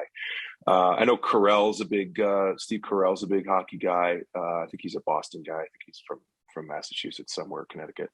But yeah, there's a few of us out there. You know, I like to think that I'm, you know, one of the bigger ones from St. Louis, but we've got a small yet vocal support staff here. John, did Bruckheimer ever mention his bad boy tournaments that he would throw in the summertime with all like NHL guys who used to just get completely pickled in Vegas? Had you ever talked to him about I've definitely heard of those. I don't think Jerry was the one that was telling me about them, but I've definitely heard of those. I mean, you know, Kelly Chase is a friend of mine, so I've got a lot of intel into those particular hijinks. One year, Chelios, I hope he doesn't get mad that I say this. He might have even told it when he was on. Like, I think they were at a Greek restaurant. I think he's of Greek background, and he was just chickling every single plate in the place off the wall, to the point where like they were peeling off the waitresses like hundreds, being like, "We are so sorry for our friend, but he's just in a different Greek world right now." He's feeling it, you know. Hey, that's what you say. Why not? I got one more for you on the acting front. So you were in Curb Your Enthusiasm, and Larry often makes references that like pertain to his everyday life. And he mentioned when he went over to a friend's house in the show, like, "Hey, do you guys have the NHL Network?" What was your experience like on Curb, and did you get to chat about hockey with him at all, or? Not so much. You know, Larry's what you see is what you get with Larry, and I love him, but he is very on brand at all times. And it's, you know, the only thing he wants to do when he's at work is go home. So I get it. I'm the same way quite a lot. You know, it's like, let's get it done and let's go home, and then, you know, we'll do it a couple more days, and then I'll go play golf, and that'll be it. And so he's a big golfer. I'm not sure how big a hockey fan he is, but I know he likes sports. He's a New York guy. Like he loves all sports. Like he's relatively knowledgeable about them. But I know he's a baseball guy first and foremost, and a big golfer. John, another guy who worked on the movie, the Top Gun movie, probably one of the most underrated actors in the game, despite the Oscar nominations, Ed Harris. Were you able to share any scenes with him? I don't, not to be a spoiler. You know, it's funny. I didn't get a chance to share. Ed's in a couple of amazing scenes in it, by the way. And I have to say, he is, as I've called him to his face, a national treasure. He is, and the reason I did that was because I actually played in a pickup softball game with him here in LA once. He just sort of showed up. Somebody knew him and said, "Hey, you want to come out and play?" And I was like, "Is that Ed Harris?" Like, okay, here we are. It's a Saturday at Pan Pacific Park, and we're taking over the field from the T-ball game, and Ed Harris is playing with us. All right. And he was decent. But yeah, no, I unfortunately didn't get to share the screen with him, but he's wonderful in the film. He's perfect in the movie. And you know, he's one of our greats for sure. I couldn't help but notice his character name, Rear Admiral. That jumped out. RA wants a check. RA wants a check. I'll mention it to him. Yeah, right. He wants to be in the Actors Guild. Lately? Have you heard from Brett Hull at all? What's he been up to? I haven't heard from Hully in a minute. You know, I'm trying to think of where I might have seen him last. He wasn't in Vegas for the All-Star game. I was there for the All-Star game. That was pretty fun. We got to see Jordan Kyrou win the fastest skater. That was really fun. But yeah, I didn't run into him. I ran into a couple guys, the older guys, but Hully wasn't there. Hully, you know, he keeps to himself until it's time to release the Kraken, so to speak, and then look out. Kyrou called his shot. We ran into him in the casino the night before, and we're like, "Hey, you want to grab a drink?" And he's like, "No, I'm sober tonight. I'm going to win that fastest skater tomorrow." And I think they ended up taking home $25,000. And he took all his buddies out the next night. So I was there. He did. In fact, I showed up and we all raised a glass, and I bought him a bottle of something. I don't know, whatever he wanted, but yeah, that was great for him. You know, he had such a hell of a first half, and then to cap it off with that, I think he's been fighting through some stuff too. That's, you know, it's one of those things that nobody wants to talk about, but I think he's been dinged up a little bit. It was nice to see him score a couple times Sunday. And, you know, and I think like I was saying earlier, like these guys, you got to go through it, and you just got to fight through it. Everyone's going everyone's going to have something. I remember Alex Steen told me once, I think in 2017, he played half the Nashville series in the playoffs with busted foot. I was like, how do you, what? Man, tape it up and, you skate on it. That's what it's going to be. I'm like, good Lord, man. You kind of need your feet. What do you do in Hollywood when, like, have you ever acted when you were sick with the call flu? in sick. Just call. Okay. All Not right. if Tom Cruise is on the set. He'll show up at the Yeah, hotel that's what room. I'm saying. No, I've definitely had my share of showing up, and you just got to gut through it, whether it's, back in flu or what have you. Now, of course, you can't do it with COVID now, but and in the old days, you probably shouldn't even done it with flu, because now you're getting everybody else sick. But sometimes the show must go on, and that's the way it goes. But it's nothing like what the guys in the NHL go through, for sure. Yeah, Tom Cruise would for sure be a Tortorella. Tom Cruise broke his ankle, on live on camera. You can see it in Mission Impossible 6 or whatever. And he was back within a week with a busted ankle. I mean, he's the new bananas. Chuck Norris. I heard he performed surgery on himself too. Yeah, busy. Bit a spoon and popped it back into place. John, I want to ask you about getting prepared for, this was the biggest gig you said you had, and you've done television and movies. How much different is the preparation, and are you nervous leading up to the role? How much time are you spent memorizing the lines? How does it all work? Well, it all depends upon the part. So, I mean, certain things demand certain different parts of whatever your skill set happens to be. If you have to get into shape and be able to do stunts and athletic stuff and everything, then yeah, you're going to hit the gym a couple of extra times and make sure that you're ready to go and you're not going to hurt yourself or hurt anybody else. And there's a lot of training involved. I've done a few movies where I've had to do pretty elaborate kind of driving things where you got to put a car into a skid and land it on a mark and hopefully not run over the camera person. And, all of that is stressful, but you train for it. You practice it and you do it. And if it's not safe and it's not comfortable, then you get another, person to do it, or you make it safe and comfortable. So it's all very different. The memorizing lines and stuff, that's the easiest part. That's just, if you probably know songs from 1994 that you don't understand how the lyrics to, Rusted Root. I mean, believe it or not, I can't memorize lyrics. We actually talked about it last podcast. I got rocks for brains, but I tell you what, Whit can remember them and RA can for sure. They're the karaoke guys.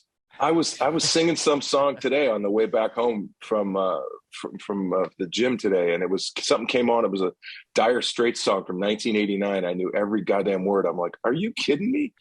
Where's this stuck? Where is this stuck in my head? And can I use this part of my brain for something much more useful? But I really like the album Brothers in Arms. Now, John, obviously you made your dramatic bones with Mad Men, and then you did a lot of comedy. Curb, Kimmy Schmidt made an appearance on Barry, which is a great fucking show. Do you prefer comedy to drama, or is one harder than the other? What's the take on that?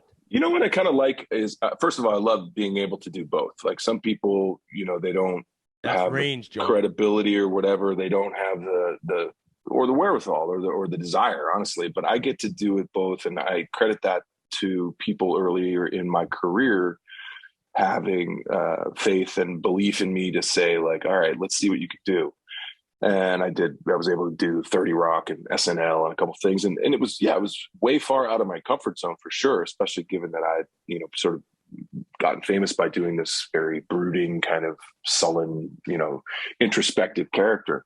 So it was very nervous making, but that's part of it. If you're not making yourself nervous, then you're not trying, you're not getting better. I mean, that's everything. So I'm very happy doing it. I love the shows like Barry that are really funny, but also really dark. Mm-hmm. Barry, by the way, coming out on new season starting Sunday. I was just texting with Bill Hader, who's a good buddy of mine, and saying I can't wait for the new season. I just saw the trailer for that. It looks really good. But yeah, that's the good news where we live now in streaming and all this stuff is it's not just a half-hour sitcom or an hour-long drama. It's kind of there's a lot of things that are a little bit of both. When it comes to got a real alfalfa hair going here. Oh, it looks That's great. all right. Don't worry about it. Throwing your salad, all right. Yeah, right. I wish. Hey, when it comes to directors and the relationships you have with them, could could it almost be like a player and a coach? Like, have you ever had a director, without naming names, you really haven't vibed with? Is that a decent analogy with the player coach thing? Well, I will say this, and yes, it is. And I think that also what you don't, and I think a lot of players don't realize either, is like the coach is not only just coaching the team, right? He's managing egos, he's managing the front office, he's managing the press, he's managing his own life, his wife, his kids. There's a lot going into that job, and it's hard. And the director is the same thing. You've got, it seems like, oh, you're just coming in and you're telling people what to do and this, that, and the other, but your day starts a lot earlier and ends a lot later.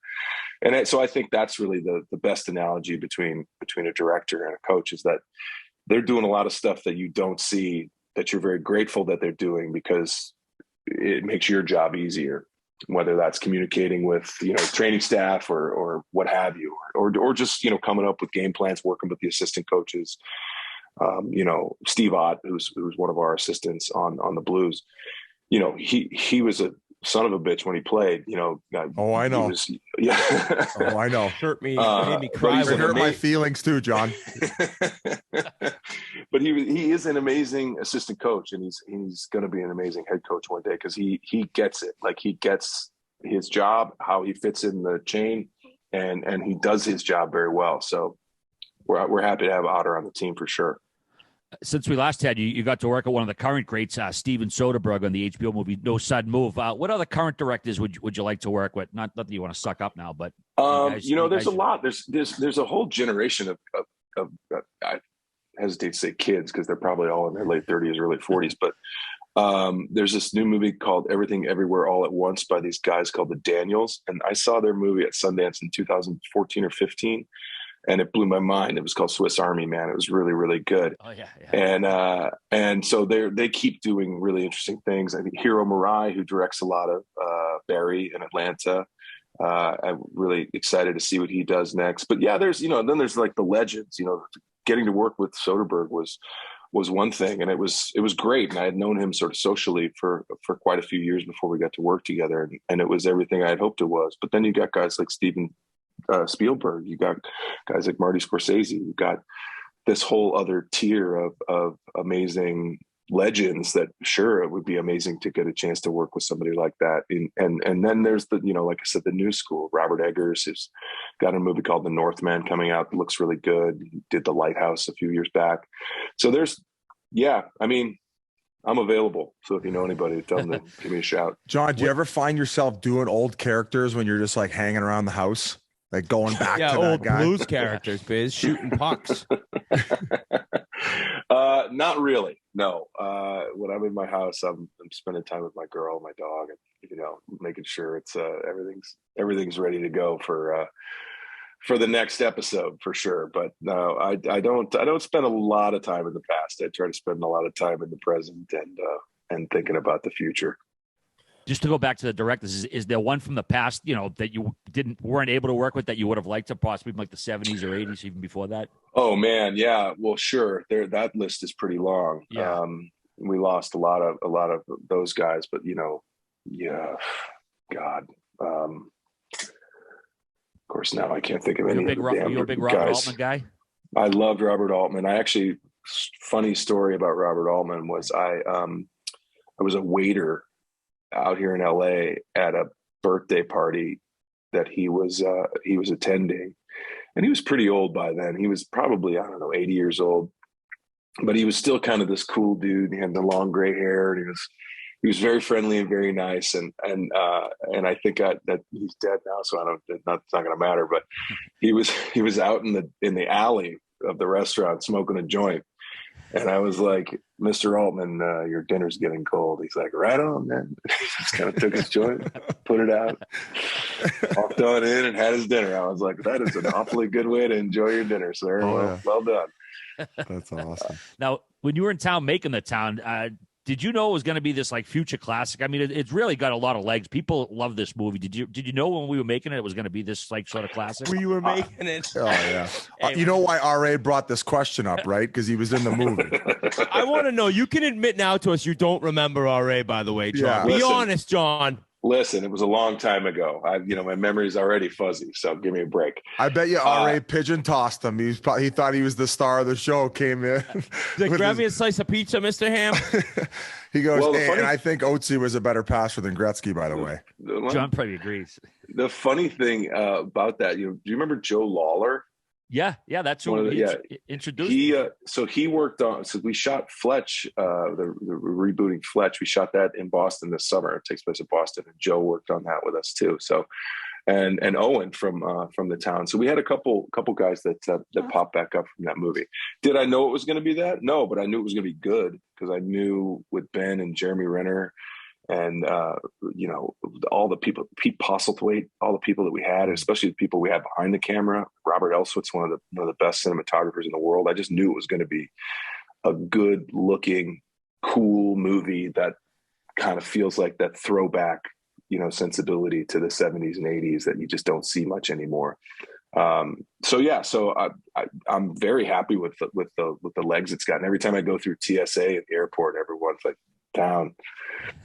I'm big with TSA for that movie, so I'm happy for it. I legit hated you in that movie. Like, I hated you. Nobody. The Boston guys didn't like the law enforcement guys. It's very weird. Yeah, a little bit. Do people yell "close the fucking bridge" to you all the time? I get it every now and again. I got one more in terms of the acting, because you mentioned you missed Game 7 doing a commercial, and you're such a big name now. Like, what does it take for you to get a commercial? Is it just a big payday? Is it just something when you're like, oh, this could actually end up being easy money? Like, how does it work when you're willing to take something like that now? Well, it's interesting though. Obviously, there's quite a few decisions that go into it. Is it a company that you want to be associated with? Is it funny? Is it creatively something that you think you could do something with? Is it money that's going to move the needle in any way? Is it that, there's like 6 or 7 decisions. How much time is it going to take? Is it going to take me away from something like Game 7 of the Stanley Cup Finals? And by the way, had I attended that, I'm virtually certain we would have lost. So I'm glad I was able to keep the karma where it needed to be. Because everybody was shitting on me when I shaved my beard in Game 5 or whatever, because I had to go back and do reshoots on Top Gun, and I couldn't have a beard, and so all the Barstool guys got mad at me for that. They thought, oh, he's cursed the team. I was like, listen here, we're not done yet. Those people. But yeah, so it's all of those things go into it, and for me, the most important thing is do I like the creative energy that they're putting into this commercial? I did one for Apple that I thought was really funny. Apple TV. It was like, why am I not on Apple TV? Like all these other people are on Apple TV. It was just really funny. I thought it was really funny. And so if it's something like that and it makes me laugh, then I'm kind of like, all right, we'll see. What's the worst thing can happen? Everyone hates it, and then it's gone in a month. All right. And you got paid. And I got paid. Yeah. Oh, I like the one where you're ripping on all the stars. Do you get texts and phone calls from them? Like, did you give them the heads up it was coming? No, but I actually got a lot of nice response from that, from crazy. It was awesome. People all over the place. They were like, "That was really funny. I'm glad you liked it." Another name I want to bring up from the Top Gun movie, Val Kilmer. I know he's had some health woes recently, but were you able to share any scenes with him or spend some time with him? I know he's a different sort of cat. He is one of our great actors, and he's one of the most original people you'll ever meet. And if anybody hasn't seen it yet, there's a documentary that he and his son made together called Val. That's really, really cool to watch. It's very interesting. It's hard to watch because like you said, he's gone through some really tragic throat cancer stuff where it's really hard for him to speak, which is a real bummer.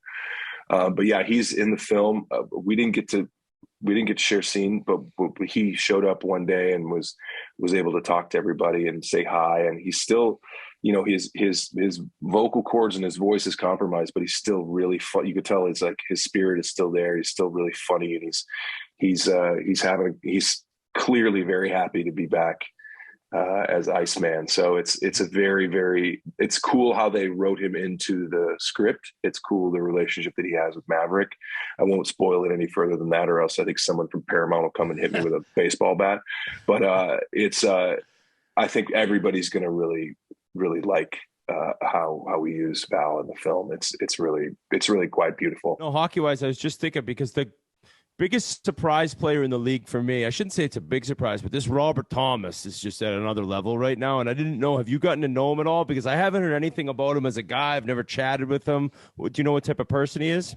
Yeah, I've met him on several occasions. He's really nice. I met his little brother, his family.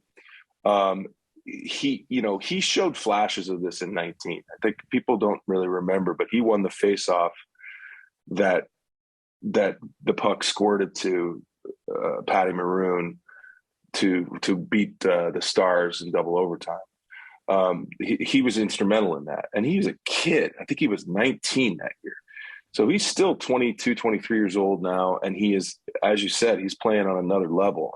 But he always had that in him. I think our front office guys knew that about him. He needed the seasoning. He needed the confidence. And he needed the guys around him that he has now. I mean, watching the way he dishes the puck now is insane. And the looks that he's giving guys. It's why Tarasenko's having a great year. It's why Barbashev's having a great year. It's why we've got 6, 7, 20-goal scorers, because they're getting this thing on a tee. I mean, with an open look. And it's behind the back, through the legs, no look, this and that. And it makes it look easy. It's really fun to watch. And you can tell he's feeling good about it too. That's the really nice part, is that you can really tell that all of these guys have found something in that locker room that's really translating out on the ice. And they're having fun, man. Buchnevich, I mean, come on. These guys are all having career years. And it's not because they all went on, a juice cleanse. It's because everybody's playing well with them. And when you start, like I said, when you keep rolling those lines out and mixing and matching and everybody's humming, it's fun to watch. That's when you get 8 goals. I was just going to ask about, you're so good at remembering these stories. Like, I know you weren't there for the Game 7 live. Were you able to celebrate with the cup at all? And was there one moment or interaction you remember in particular about that entire celebration? So as soon as they won, I'm sitting in my trailer in Vancouver, and when we're finishing, I still had to finish the shoot. So it was kind of like, I was very distracted, obviously, but my phone's blowing up. I'm hit up all the guys that I knew on the team, Steiner and all those guys. And I said, congratulations. There was a big thread that was going. And Steiner says, you got to come to the dinner tomorrow. Get on a plane, get back to St. Louis and come to the dinner tomorrow. And I said, I'm there. I mean, I had no clothes. I literally had my backpack, and I was like, get me on the next plane from Vancouver to St. Louis.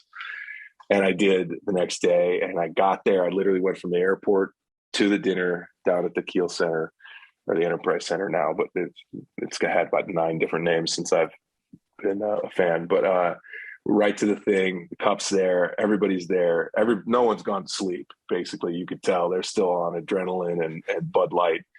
And it was really, really fun. And I was able to see Binner and Trangelo and Steiner and everybody. It was just a blast. And it went all night. And then the next day we had the parade, and I was able to ride with Chaser and some of those guys, and it was so fun. It was just crazy, and it was so fun just to see, as you guys know, like when you're in a city that wins and it hasn't won for a while, the way that the town turns out is pretty impressive. And we had about 500,000 people there, and they introduced me. We had a big meet. The parade ended under the arch in the little place we have there. Panger introduces me, and they throw me the cup, and I put it over my head. And I didn't know this, but behind me is, oh my God, 34 backup goalie. Why am I spacing? Jake Allen. Jake Allen's got his camera, and he takes a picture of me from behind with the cup over my head, sends it to me. Hey, I thought you might want this. I was like, you're right, I do. So yeah, we had quite a time with it. It was really fun. That's awesome. Nice new poster for the wall. I want to ask you about this, The Big Lie, this new scripted podcast series. I know you did one back earlier, American Hostage. Like, yeah. It feels like a throwback, like the old radio serials they used to do. Is that a good comparison or what? That's exactly what it is, basically. And both of those, the American Hostage was actually a true story that takes place in Indianapolis in 1975 about a guy who takes a bank manager hostage and holds him hostage with a gun tied to his neck, wired to his neck, a shotgun, first 65 hours, and it all played out on the radio. And I play the radio news guy that is trying to talk this guy off the ledge, so to speak. And it's very, it's very intense and riveting, and it's really an interesting thing to listen to. It's broken up into about 6 or 7 episodes, and I'm a big podcast guy. I love it. Obviously you guys do too, but these new kind of narrative podcasts are very interesting because they're fun stories that you just stick in your ear, and you go on a hike or you go down the treadmill or what have you, and all of a sudden you look up and you've gone 5 miles and your workout's done and you've got a cool story. So that one's really cool. Big Lies, another one that takes place in kind of not Cold War era, but like the Red Scare kind of era, about communism and who's on what side of that thing. And obviously it's resonant about the politics of today too. And it's really well done. I got to work with these 2 guys that I used to work with on my very first television show back in 1998. John Mankiewicz and Aaron Lipstadt, who are really good buddies of mine. And it was really fun to do. So yeah, that one's coming out soon. And the other one is wherever you find your local podcast store. How different is it to do that kind of acting? Because it's not voiceover, but it's not like cartoons or that type of thing. What's it like? Yeah, it's much more grounded and real. But it's again, it all comes from the script. It all comes from the source material, and it's really fun. I got to work with really talented people on Ana de la Reguera worked with me on Big Lie, and Carla Gugino and Dylan Baker, and quite a few guys worked with me on American Hostage. And it's fun. It's like, honestly, it was kind of the perfect COVID job because you just sit in the room. You can't really infect anybody or get infected. So it's like, all right, I'll do this. And at least it's something to do when you're still telling a story. And the fact that people are listening to it. I mean, American Hostage, I think, was number 1 in about 6 different countries on a podcast. So I was like, okay, cool. So what are you enjoying these days, TV or movies? What TV shows or movies are you enjoying these days? It's interesting. What was I watching recently? I've been watching The Winning Time. I've been enjoying that a lot. It's now getting into the good part of the Lakers Celtics thing. And I saw that they got picked up for another season. So that's you are on the hot for me. Seat. Whit doesn't like it. I said I hated episode 1 and I'm going to go back in. You got to go back in. I felt the same way. I was not on board from the snap. I was not on board from the snap, but I'm committed. And they're getting, now it's episode 7 or something. I think there's a couple more left.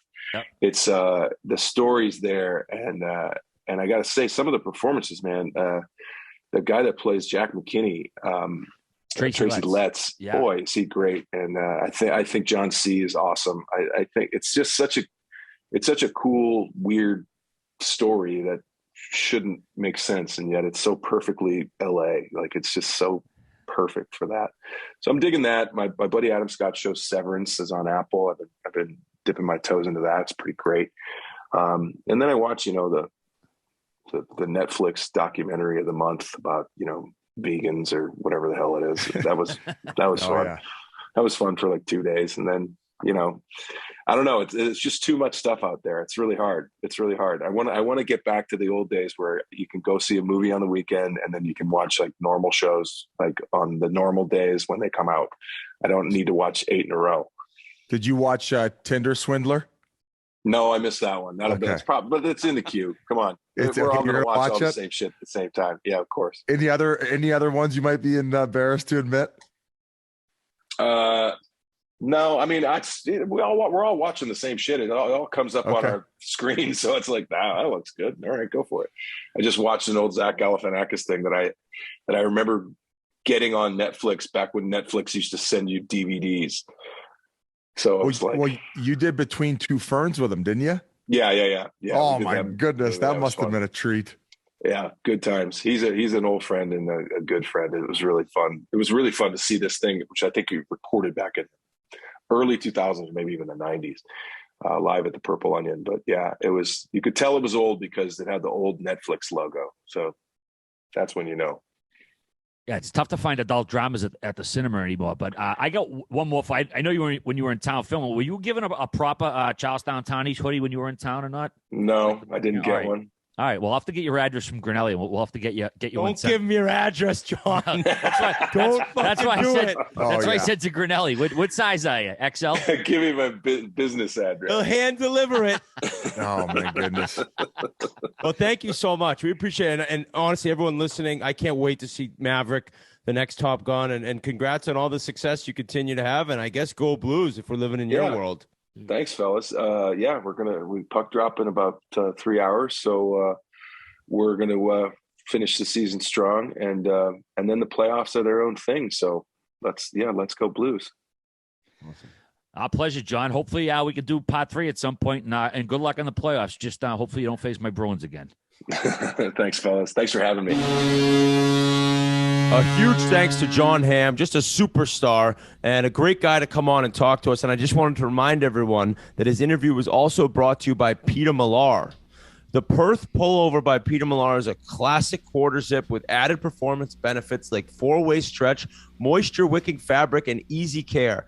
This season, Peter Millar has gone the extra mile when it comes to prints. Each print is custom designed in their Raleigh, North Carolina studio. I was just down there. A bunch of us had Peter Millar on. I've told everyone it's all I wear on the golf course. It's the best stuff in the business. And whether you're heading into town or layering up for your next round, do it in style with Peter Millar's Perth Performance Pullover. Go over to petermillar.com/chiclets and use the code chiclets to receive complimentary shipping. It's very nice stuff. It's very comfortable, easy to wash, easy to wear, and it looks phenomenal. So please make sure you go to petermillar.com/chiclets and use the code chiclets and get involved with the best golf gear in the business. And Jon Hamm, guys, we interviewed him about 2 years ago. What an amazing guy. And I think this interview was even better. He might be opened up a little bit more. We got to chat a lot about some movie making and Hollywood stuff that was definitely interesting to me, and I know RA and Biz. So we appreciate him coming on, and I am fired up for Top Gun Maverick. I think it's going to be sick. Chiclets bump, RA? Yeah, I mean, I'm actually going to go see it. There's actually a little bit of buzz about Tom Cruise, possibly a possible Oscar nomination. It's still very early in the year, but he's getting some good early buzz so far for his performance. So far. When does it come out? It comes out May 27th, which, funny enough, the same day that my show up in Canada, Shoresy, drops on Hulu. So me and Jon Hamm, once again. They're going head-to-head for ratings. Him and Hambone, they go from being co-stars. Top Gun might have to move it back so they don't compete with Shoresy and RA. No, they already have for a year and a half because of all the COVID shit. You guys are going to have to move it back, RA. Yeah. You're gonna. I mean, I'll defer to John any day. Okay, good. No, it was great to get him on again. He is a good guy. We got a nice comfort level with him, and good luck to your Blues in the playoffs, John. And we'll see you on Top Gun Maverick, right? Check it out this summer, gang. Also, too, we got another note too. We forgot to tell you from the hop that we basically jumping back on. Actually, I'm sorry, Whit. I thought you were gonna fucking say it from the. All right, it's okay. I'll take over for you, buddy. All right, fumble fucked his words right there. Yeah, He's it never happened to us. You guys that never happened to us. It's 3:00 on Monday afternoon right now. You guys are listening on Tuesday morning. We're going to do the rest of the Eastern Conference previews, and then we're hopping back on around 10:15, 10:30. We're going to be able to dissect Game 1 between Toronto and Tampa and Boston and Carolina. Also, while we're recording, Minnesota and St. Louis will be in the middle of their Game 1, and then also I believe Edmonton will have just started against LA. So I actually have the Mass 4 ball tomorrow morning, the first round. I don't care. I mean, this is the Oilers, baby. This is what I've lived for all year. So I'm going to be up until hopefully actually, I shouldn't say hopefully till real late because I want them to blow them out. I don't want an overtime win in Game 1. But we will be back. And after these previews, you'll be able to go ahead and listen to our recaps of the early games that happen on Monday evening. So we will be back later in this podcast. And a lot of excitement around the fact that we're going back for 3 weeks to 2 a week. So we're going to get this full week here.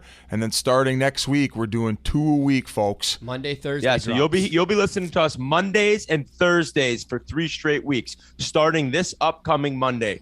6 days from when you're listening right now. We're going to be doing Sunday nights and Wednesday nights. And I'm pretty excited about it. Like we mentioned last week, there's too much going on in the first 2 rounds of the playoffs to really go to 1 a week. So we'll be able to come to you twice. Come with the kick. Come, baby, come.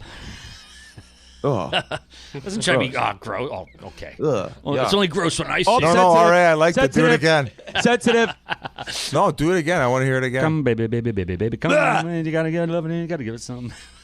I'm just going to keep saying come to wet fucking all show to make him gag. I tell you what, you got a great voice, all right, but nowhere near Malcolm Subban. How about that show you put on? That was nuts. You got to have some fucking stones to roll out there, not only kicking in the crease for the team, but going out there and belting out the American national anthem. Unreal stuff. I mean, I love the reaction from the team because it was his current teammates and his former teammates because he last played for Chicago. And you almost like, people think are disrespectful laughter in the anthem, but it was so amusing to them. They weren't being disrespectful to the anthem. They were so entertained by the story. But then you come to find out, he never thought, not that he was going to be a pro singer, he never thought he'd be able to even just like sing in the shower again. Because years ago when he was playing for Providence, he took a puck off the throat, and it was, let me see, it's one vocal cord was crushed and the other was lacerated.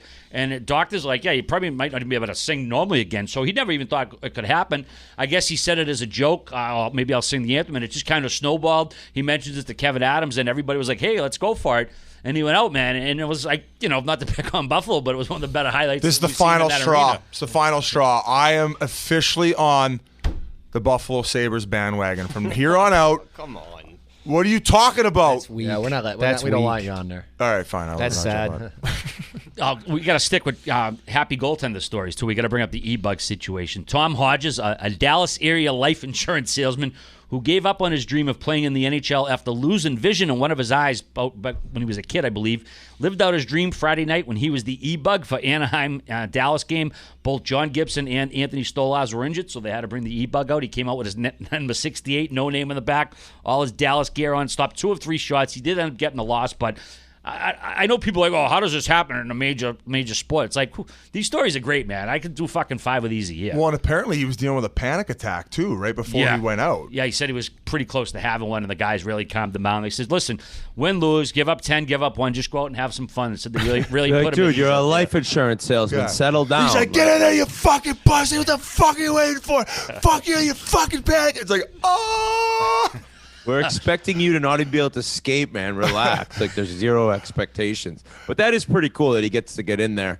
And now I got to remind before the greatest thing of all time is the Zamboni driver who beat the Leafs. I mean, that's just the most classic story ever where the Leafs get embarrassed yet again.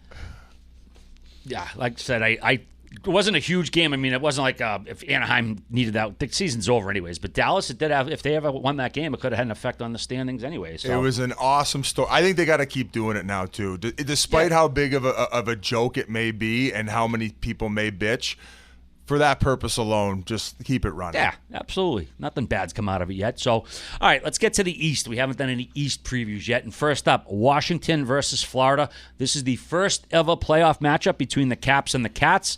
The season series, Florida went 2-1. Washington went 1-1. But the last game between the two was way back in November. Florida favored in the series minus 400, so you got to put up 400 to make 100, or you put up 100 to make 300 on Washington. Of course, we talked about Florida already. They set a team record for points and wins. They're bringing in Bobrovsky. He's expected to start game 1. Interestingly, his playoff starts 13-23 with a 3.24 goals against, an 8.99 save percentage in 41 playoff games. He's only won 1 playoff series. And then conversely, with the Capitals, we don't know if we're getting Vanacek or Samsonov. Don't know who's going to be in net, but let's go to you, Biz, once again first on this one. What's your take? I think that the Florida Panthers are going to win this in 6. I think that goaltending has been a question mark all season long for the Washington Capitals. It was not addressed. There's still a question mark as to who's starting even as we're recording this podcast. I think it's going to be their downfall, and they just do not have the offensive power that they once did in order to keep up with this Florida Panthers team. I don't even think there's a fucking mental hurdle to get over. I mentioned it probably a month ago. I was not impressed with this Washington team.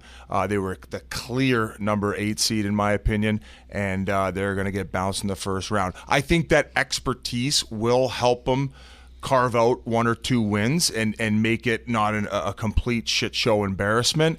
But there's no way that this Florida Panthers team is being stopped in the first round. And if I guess there was one question mark about Ekblad and the cap circumcision, in which they seem to work out, and obviously miraculously he's back game 1. Boom, that problem's over with. And then maybe, just maybe, goaltending was a question mark, but they got the 1-2 punch. Like all these other playoff teams, that is the new norm. They are locked and loaded. We are going to see a playoff run for the Florida Panthers. What, dog? One can only hope we get a rematch of the battle in Florida that we got to see last year with Tampa and Florida. I know the Florida Panthers are going to be taking care of their end. I think this is a similar mismatch, almost possibly worse than Colorado-Nashville. I think this is an absolutely drumming waiting to happen. Having Ekblad, first of all, I thought they were in trouble when Ekblad went down. I mean, what was their record? It was like 20-3 when he was without him. Now, I'm kind of guessing on the numbers, but they went on a tear, as RA mentioned, to win the President's Trophy, all without one of the top defensemen in the league. I mean, this guy was right at a point per game when he got hurt, running that first power play, which is amazing. Now he goes back with Weegar, one of the best pairings in the league, and I just think their scoring is so above anyone else that, like, when Giroux came over, it almost made a special force even crazier, because now you look at the depth with Duclair's season that he's had, and then the third line with Marchment and this super rookie that nobody talks about, Lundell.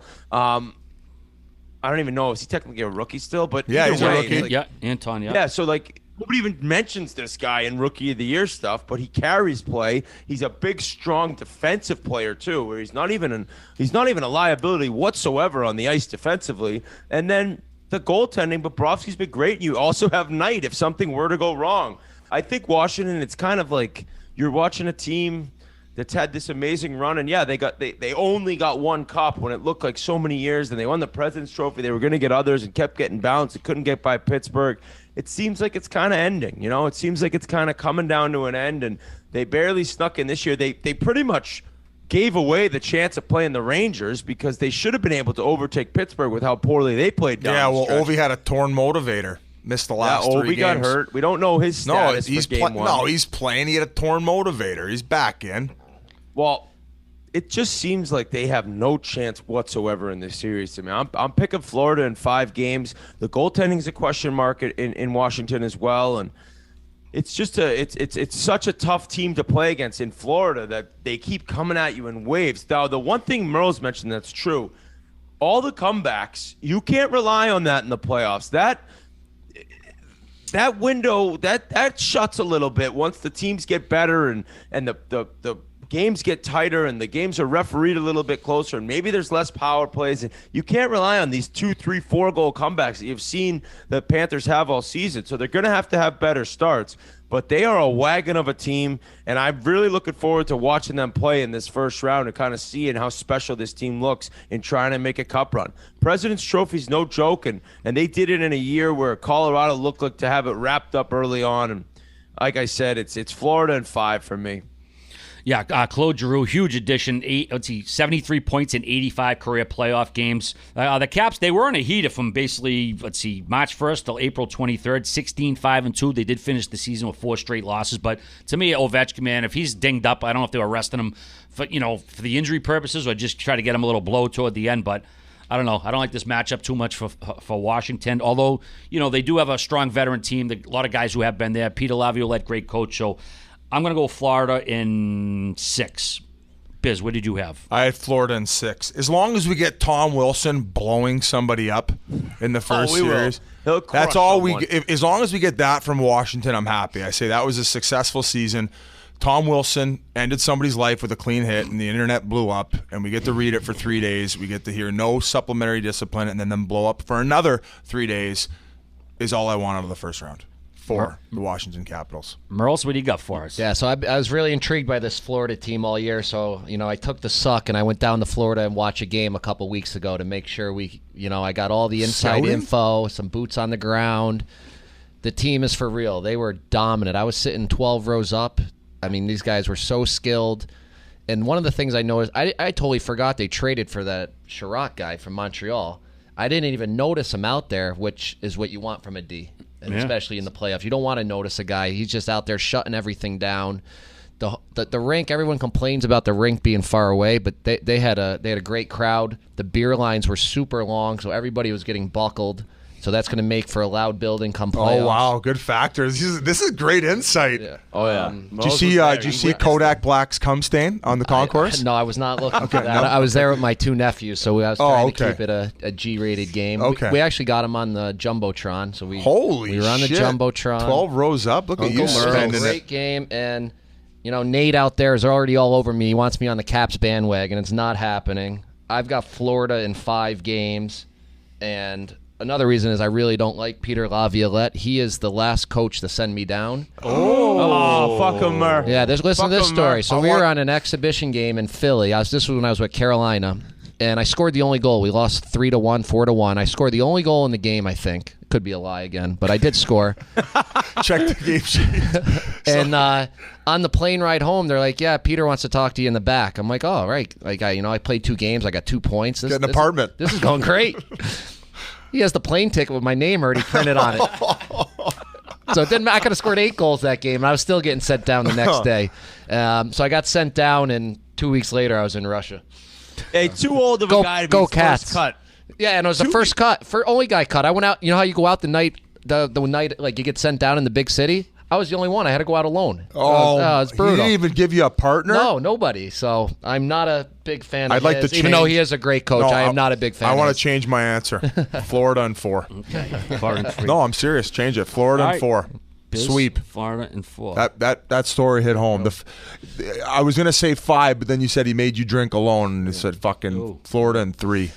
Brunelli, what do you got for us, buddy? I got Florida in 7, and I don't think it's going to be easy for him. This team has no playoff experience. Washington's got a ton of guys who have been there before. This Florida team kind of reminds me of the Tampa team from a few years ago. Oh my God! Before they started winning, right? You have to Before learn they how to start- win. Yeah, they Yeah. got to learn how to win in the playoffs. So I like Washington, kind of like when Columbus beat Tampa a few years back in the first round when they swept them. I like Washington, but not enough to beat them. So I'm going Florida in 7. Okay. I like that. All Gee, right. I like that. Okay. All right. But going back to Laviolette, was he not the creator of Dry Island as well? Oh. Yeah, I think you're right. Oh, That's my nice. God. I might Walk change, the I might plank. change mine to a sweep Walk too the now. plank. Walk the plank. Smell you I'm later. doing a shot of Pink Whitney Are you every Panthers goal this playoffs. Oh yeah, good luck, buddy. Yeah, we'll get you a liver donor. Are you changing it to a sweep? I'm officially change it to a sweep. There it is. Wow. I'm on board too. Merle's. And I mean, I want to get we're going to go to the finals, right? We need to go to Fort Lauderdale. Yes. Yeah. Yes. You didn't I see like my, the way you think. If you didn't see my, I've done the Liquordale. Chiclets Or concierge, so I Liquordale. know all the spots for us down there. Well, RA's got a timeshare. Perfect. No, that's Daytona Beach up north. Yeah. Oh, Those okay. are We'll make the commute. Those are a racket. Those are a racket anyways. All right, moving right along. The Boston Bruins versus the Carolina Hurricanes. Former Adams Division rivals get ready to face off for the 3rd time in the last 4 postseasons. The Bruins swept them in the 2019 Eastern Conference Finals, then beat them 4-1 in the first round of 2020. The Canes, however, dummied the Bruins in the season series this year. 3-0 they beat them, outscored them 16-1. The last game was back in February, and like I said before, it's regular season, doesn't matter too much going into the playoffs. As for the odds, Carolina is a small favorite in the series, -120. Game 1 is basically a pick-em. And this is where the big news is. The goaltending, Freddie Anderson and Antti Raanta, I mentioned they won the Jennings Trophy, but unfortunately Freddie got hurt a couple weeks ago. He's not going to be starting Game 1. Antti Raanta is going to be. Peter Kochetkov has been called up. He's going to be backing up Raanta. Then as far as the Bruins goaltender, Linus Ullmark, he's penciled in for number 1 over Jeremy Swayman. Again, I don't think it might be interchangeable at this point. This series feels like a coin flip. I think it's a coin flip.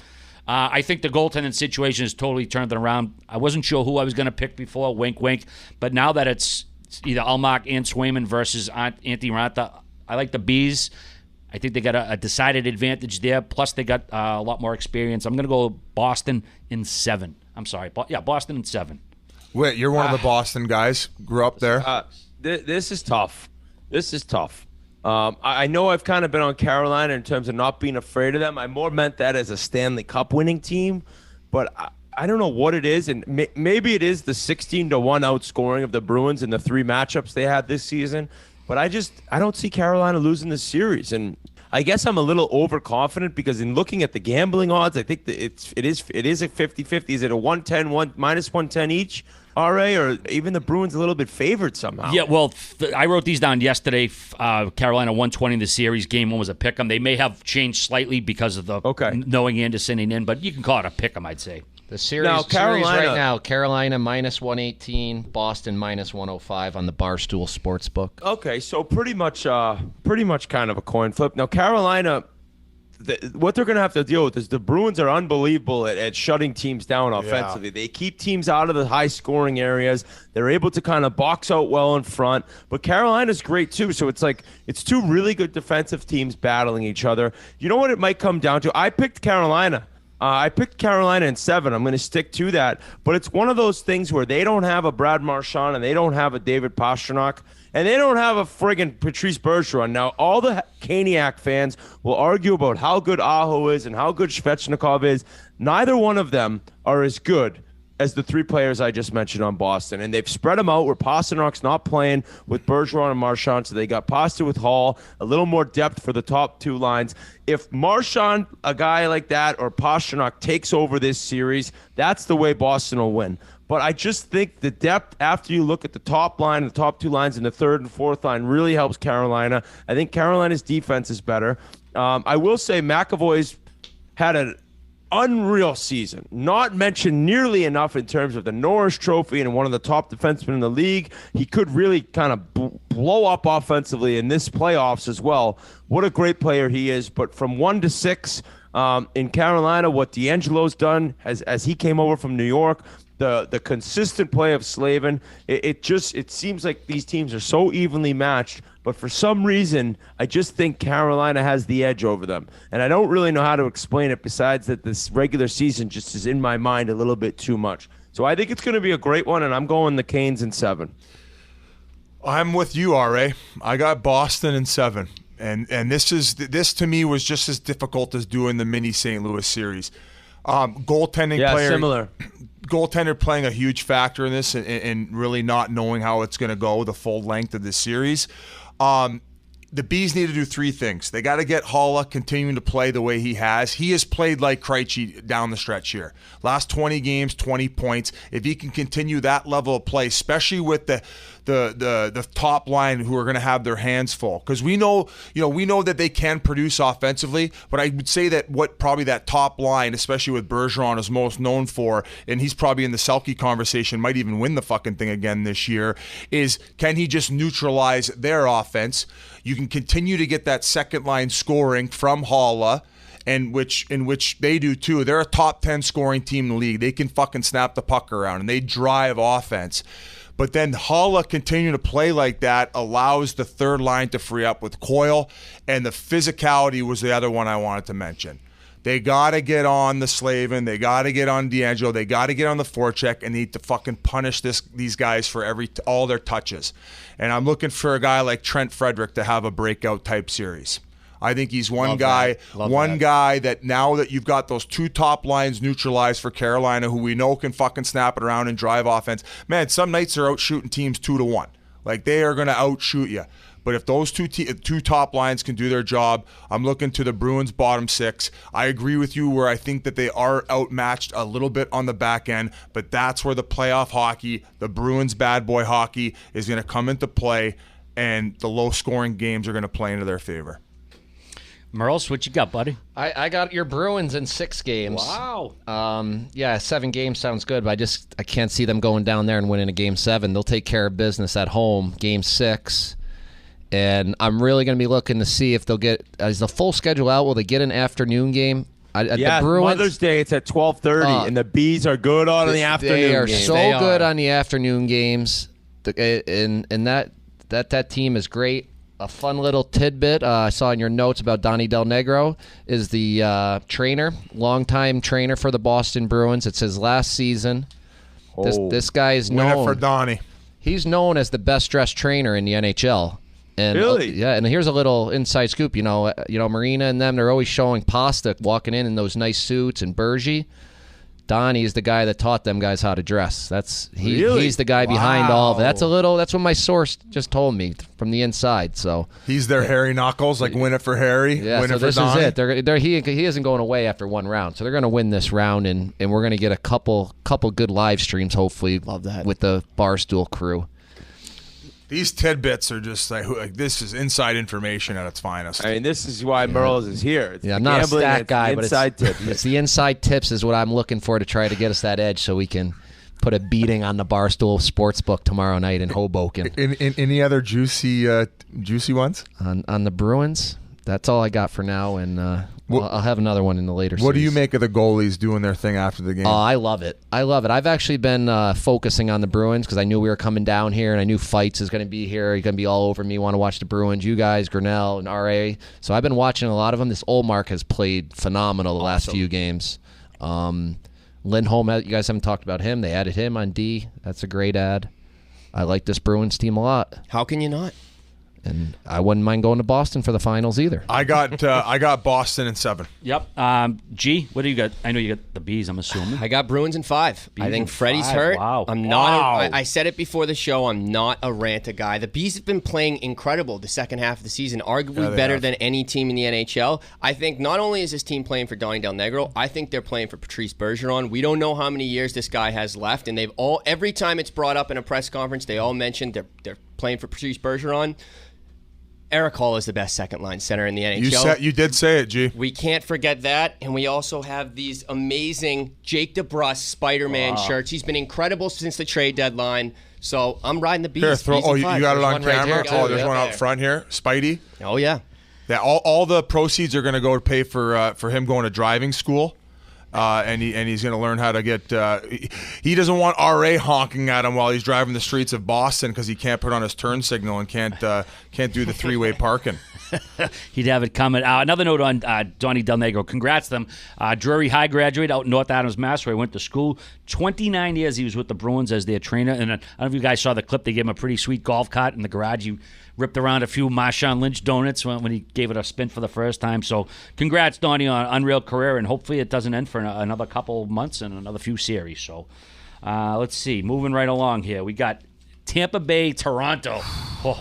The other big one out there. A lot of big series, but this one. Okay, one team is trying to become the first to three-peat since the 1980s Islanders.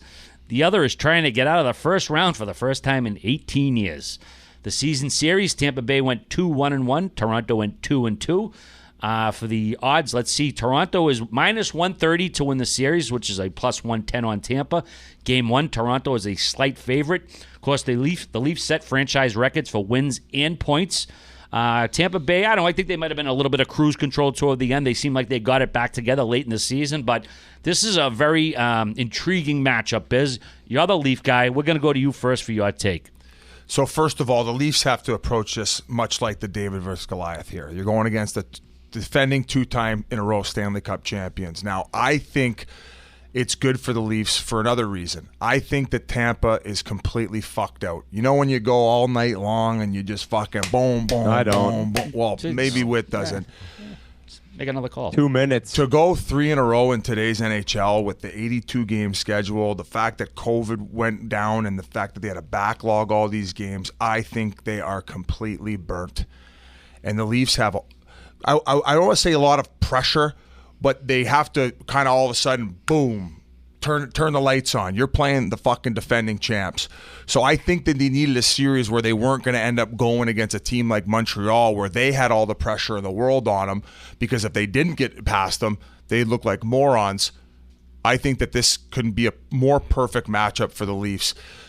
One thing that's a little bit concerning is the fact that they don't got Muzzin back. The rumor is that he will not be starting playoffs. Is that a fact here? Am I getting my my information? I was wondering about him and Bunting. I thought Bunting was back on the ice. I thought Muzzin was back on the ice. I haven't heard either way. Can we get a G check-in on that one?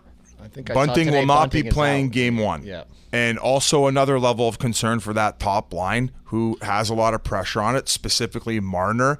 But overall, I just think this is a way different Leafs team going in. Didn't have as many hiccups through the regular season.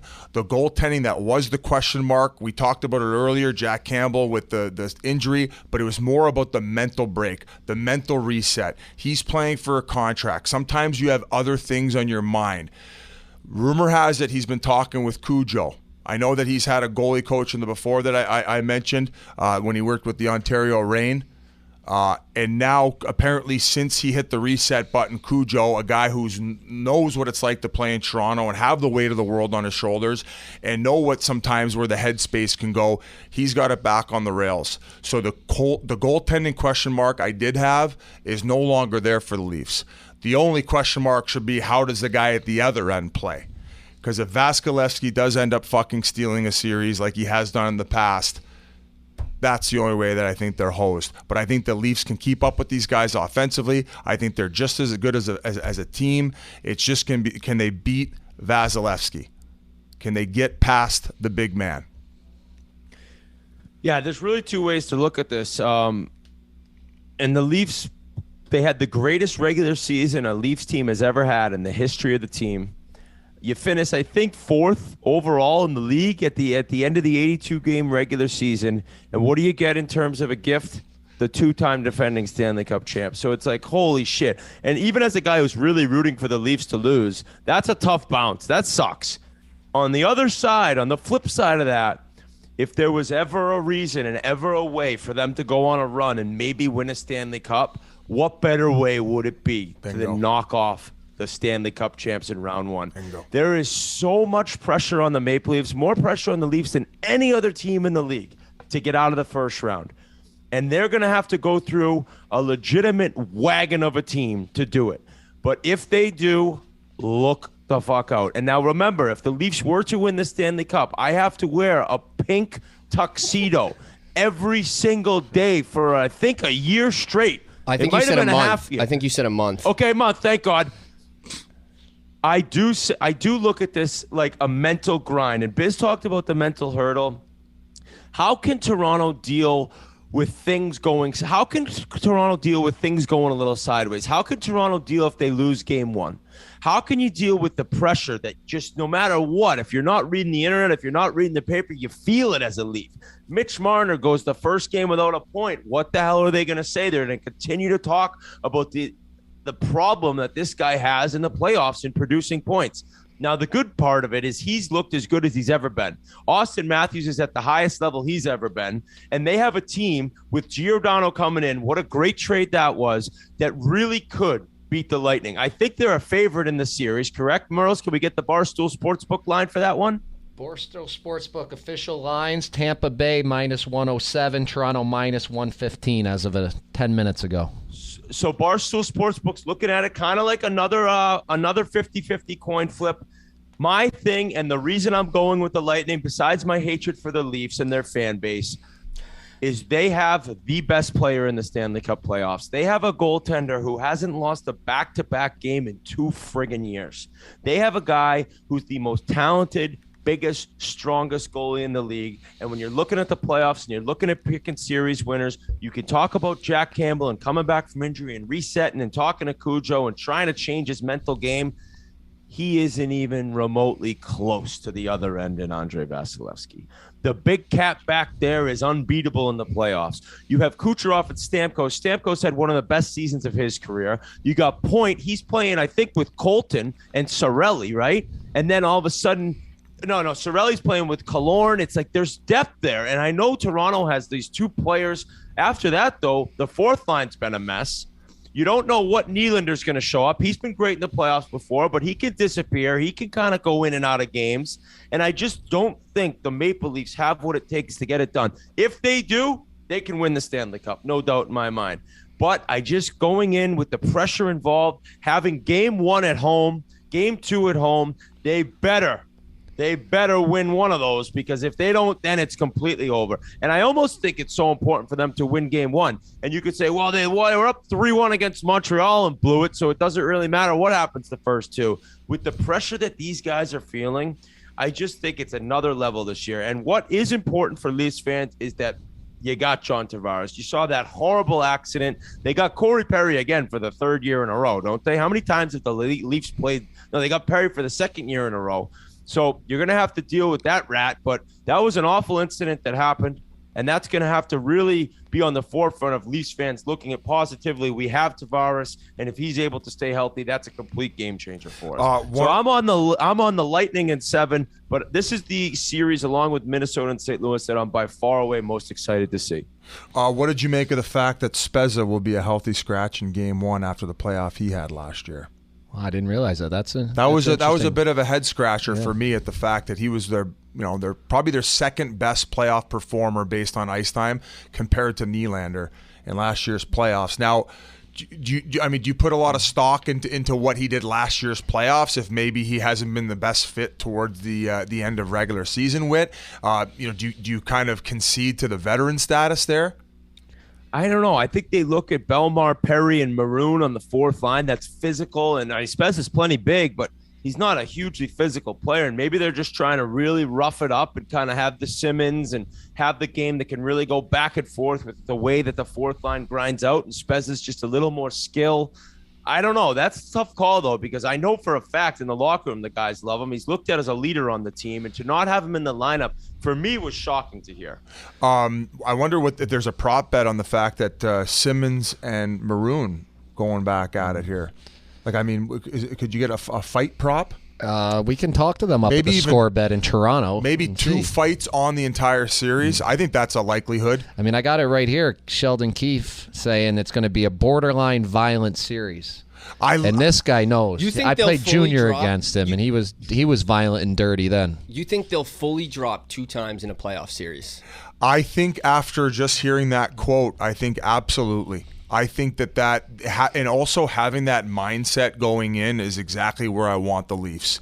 I want them thinking, I want blood on the jerseys. I want them going in. I want scrums after every whistle. I even want Matthews and Marner getting into it. I want it all. And Whit, I think there was you chirped me. I think it was about a month ago about not mentioning Mikheyev in the second half of the season he's had, the back half. He has really, really struggled as far as playoff performances. And if they are going to win this series, they need some depth scoring. And he's kind of my Trent Frederick pick. What do you got there? I was going to ask what your total prediction was, Biz. Toronto, and I know you picked Toronto. I got Toronto in 7. Toronto and we 7. And we need all systems go. And we need Muzzin back quick. And we need some bounces here. Now, here's the thing about Muzzin. He's had a lot of time off. If he's not playing Game 1, it's kind of hard to picture him at all playing, right? I mean, think about how much time he's had. Do you think in 4 more days he's good to go? That's tough. No, you're thinking at any point if he is coming in, he's not 100% now. Yeah. Whereas in some other cases, if guys ready to go Game 1 of playoffs, it was the cap circumcision or whatever else, maybe just resting him up or torn motivator, just like Ovi. You guys know I've been a big Tampa guy the last couple of years. I'm a huge Hedman fan. Hedman, he's probably my favorite player. He's one of my most valuable players if I started a team. But this year, I promised Biz that I would join. Oh, man. No. Yes. Welcome. There we go. No. Officially on Leafs bandwagon. I don't know if I got the logo showing. We were just up in Toronto. We had a great time up in Toronto introducing the score bet. I would love to get back up there. I got a big Harvey's gift card. I was only able to get 1 poutine in when we were up there, so I want to go back. So let's go on a run. Go Leafs, go. Go Leafs, go. We can cut it. Go Leafs, go. Go Leafs, go. I can't wait to play this back with Dumb and Dumb. I'll take the Leafs in 7. You got to win Game 7 at home. Merle's Toronto in 7. Mr. Grinelli, what do you have for us, producer? I got the Lightning in 7. I was telling Merle's this earlier. We had to put our score bet picks in like 3 or 4 days ago. After the first day, I originally picked Toronto. I stewed on it for about 24 hours. Michael, our guy at the score, texted us. He's like, "You sure this is your picks?" I had to change back to Tampa. I can't pick against Tampa. And this Toronto team, they haven't proved shit. So until they prove shit, I'll pick against them. Yeah. Tampa got obviously the experience. I think they have a better D, a better goaltender, and Toronto's just under so much pressure. The Leafs have played 45 playoff games since they last won a series. They've been knocked out in the first round in 5 straight seasons. It's going to be 6, Tampa in 6. Let's go, all right. Mitch Marner, Let's go. Mitch Marner, no goals in his last 16 playoff games. I think I read today on the internet, so it had to be true. Yikes. I am going to take him tonight for first goal scorer plus 1,300 at the Barstool Sports book. We're going to need him if we're going to win the series. We need him going, and he needs to get that out of his head right away. You know he's thinking about it. Yeah, we need him shooting lightning bolts out of his ass on the Lightning. All right, gang. Hair loss is frustrating and can be confusing. Trust me, I know. But don't get me wrong, the world is full of handsome bald heads. But that doesn't have to be you if it's not your style. The sooner a person starts treatment for hair loss, the easier it is to keep the hair that they have. Sometimes folks can even regrow some of the hair that they do lose. For a lot of men, losing their hair can mean losing their confidence. Not me, but other guys. Thankfully, Roman makes it easy to treat hair loss with a range of prescription and over-the-counter products to help you feel more confident from the top down. So whether you're rocking a buzz cut, braids, or a mohawk, you can find hair loss treatment to keep your style the way you like. Get more confidence from the top down. Go to GetRoman.com/Chiclets. That's GetRoman.com/Chiclets. Take care of that baldness if you need to. Some of us prefer bald and beautiful, Biz. Well, we're just too old and they didn't have this stuff when I was a kid, so don't be ashamed of being bald, though. First of all, beautiful ad read. I forgot to mention, remember when we did that merch contest on Black Friday? The winners finally ended up coming to the game, to the Coyotes game in the box, and ended up being the last game at Gila River Arena. They sent a really nice email afterward. We had a great time. Went and met them out on the Thursday, grabbed a couple beers with them. They went on a couple rounds of golf. And then I just wanted to thank Bucky. He works for the Coyotes. They ended up comping the box as well, which was a very nice gesture. Made sure it was lined up with merchandise and some alcohol for the guys when they showed up. So Connor Nealon was his name. Yeah, Connor's the one who ended up winning the contest. He brought 3 of his buddies. And folks, we want to do more of this stuff. So thank you to Pink Whitney for running the contest with us. It was great to see some fans out to a Coyotes game and get to see us. It was great to be able to give back to fans who are very loyal as far as purchasing merchandise and supporting what we do here at Spittin Chiclets. So we will look to continue to do way more of these, as I want to purchase a box at the ASU hockey stadium for the Coyotes games. 41 home games. We could do plenty of charity work with the alumni. So hopefully we'll keep you guys up to date on that front. But keep supporting the brand, and we want to keep giving back to you amazing, loyal fans. And Connor won because he was a loyal buyer, not just because he bought that one time during that contest. He had been buying for years and years and years and buying our T-shirts. So it's just like, buy a T-shirt now, and it could come back in 2 years from now. You could be in a box drinking Pink Whitney with Biz at an Arizona game. So there you go. Maybe next season we get a little collaboration going with some of the Arizona State sororities, maybe. Oh, Jesus, R.A. No, for the college guys. Right. Keep it in bounds. Fuck. I'm talking about the students who go to school there, guys. Come on. I mean, No, I might be the old guy. I'm not a fucking creep. No, in that way. No, but there was talks to give back to students who did great at school, who had good grades. Maybe they did like philanthropy. Yeah, philanthropy. That's what you say. Good job. Yeah, the Greeks are big in the philanthropy as well. All right, one more series, an old Patrick Division rivalry. Pittsburgh Penguins, New York Rangers. This is just the 8th time ever they've ever faced each other in the playoffs. I thought it'd be a lot more than that. First time since 2016. Chris Kreider is the only Ranger that was on that team. In the season series, the Rangers went 3-1. The Pens, of course, scored just 4 goals. Shesterkin dummied them. I think 3 of those games are a shutout. As for the series, it's pretty much a pick-em, man. You can see what you got there, Merles. I had Rangers 115 in the series, minus 115. Game 1, they were minus 120, which I'm kind of surprised because Pittsburgh's starting goaltender, Tristan Jarry, suspected broken foot. He's going to be out for at least the first 2 games. They are going to Casey DeSmith, who, by the way, he had a kind of a rough season, but he actually finished up real nice. His last 5 starts at the end of the season, 3-2 with a 2.24 goals against, 9.40 save percentage. So, if he can come in as this hot, we'll see what happens. But Shesterkin down the other end, most likely the Hart Trophy winner, a possible MVP candidate. We'll see what happens there. Let's go to the Wit Dog first as a former Penguin. What do you got, buddy? I'm so confused by this series. When I saw Pittsburgh was the favorite, I was really surprised. I think it's going to be a great series. I'm so confused. that Pittsburgh will be favored based solely on the goaltending. I know I keep leaning back on this, but it's like nothing is as important as goaltending in the Stanley Cup playoffs. And you look at the guy who could be up for the MVP this year versus the Penguins' backup, and I just see it's going to be so hard for Pittsburgh to score goals. I think they played 4 times this season. The Rangers won the last 3. Shesterkin was dominant. He did wave goodbye at them.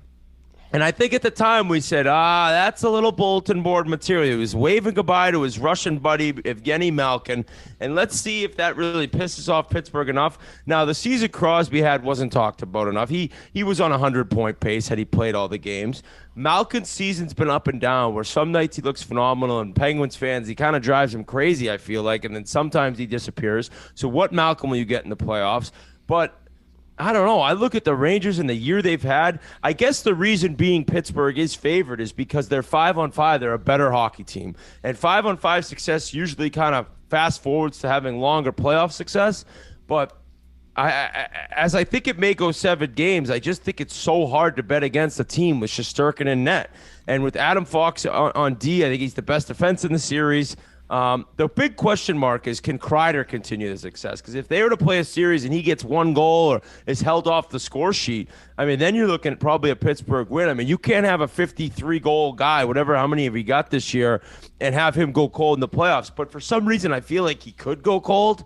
I don't know, maybe just kind of a hunch. But I'm picking the Rangers in 7. I hate to do it, but it's the same thing with Toronto and Tampa. I'm going with the goaltending. Biz, what do you got, buddy? You know, sometimes instead of going with my head, I go with this thing in here. Your Leafs jersey? My gut. No, my gut, you idiot. And in my gut, I think it's going to come back to that wave. They have created a monster that they have no clue what's coming, the New York Rangers. I think Shesterkin's in for a very long series. I think that they're going to put on the fucking thinking caps, and they're going to find a way to solve this New York Rangers team that they weren't able to in regular season.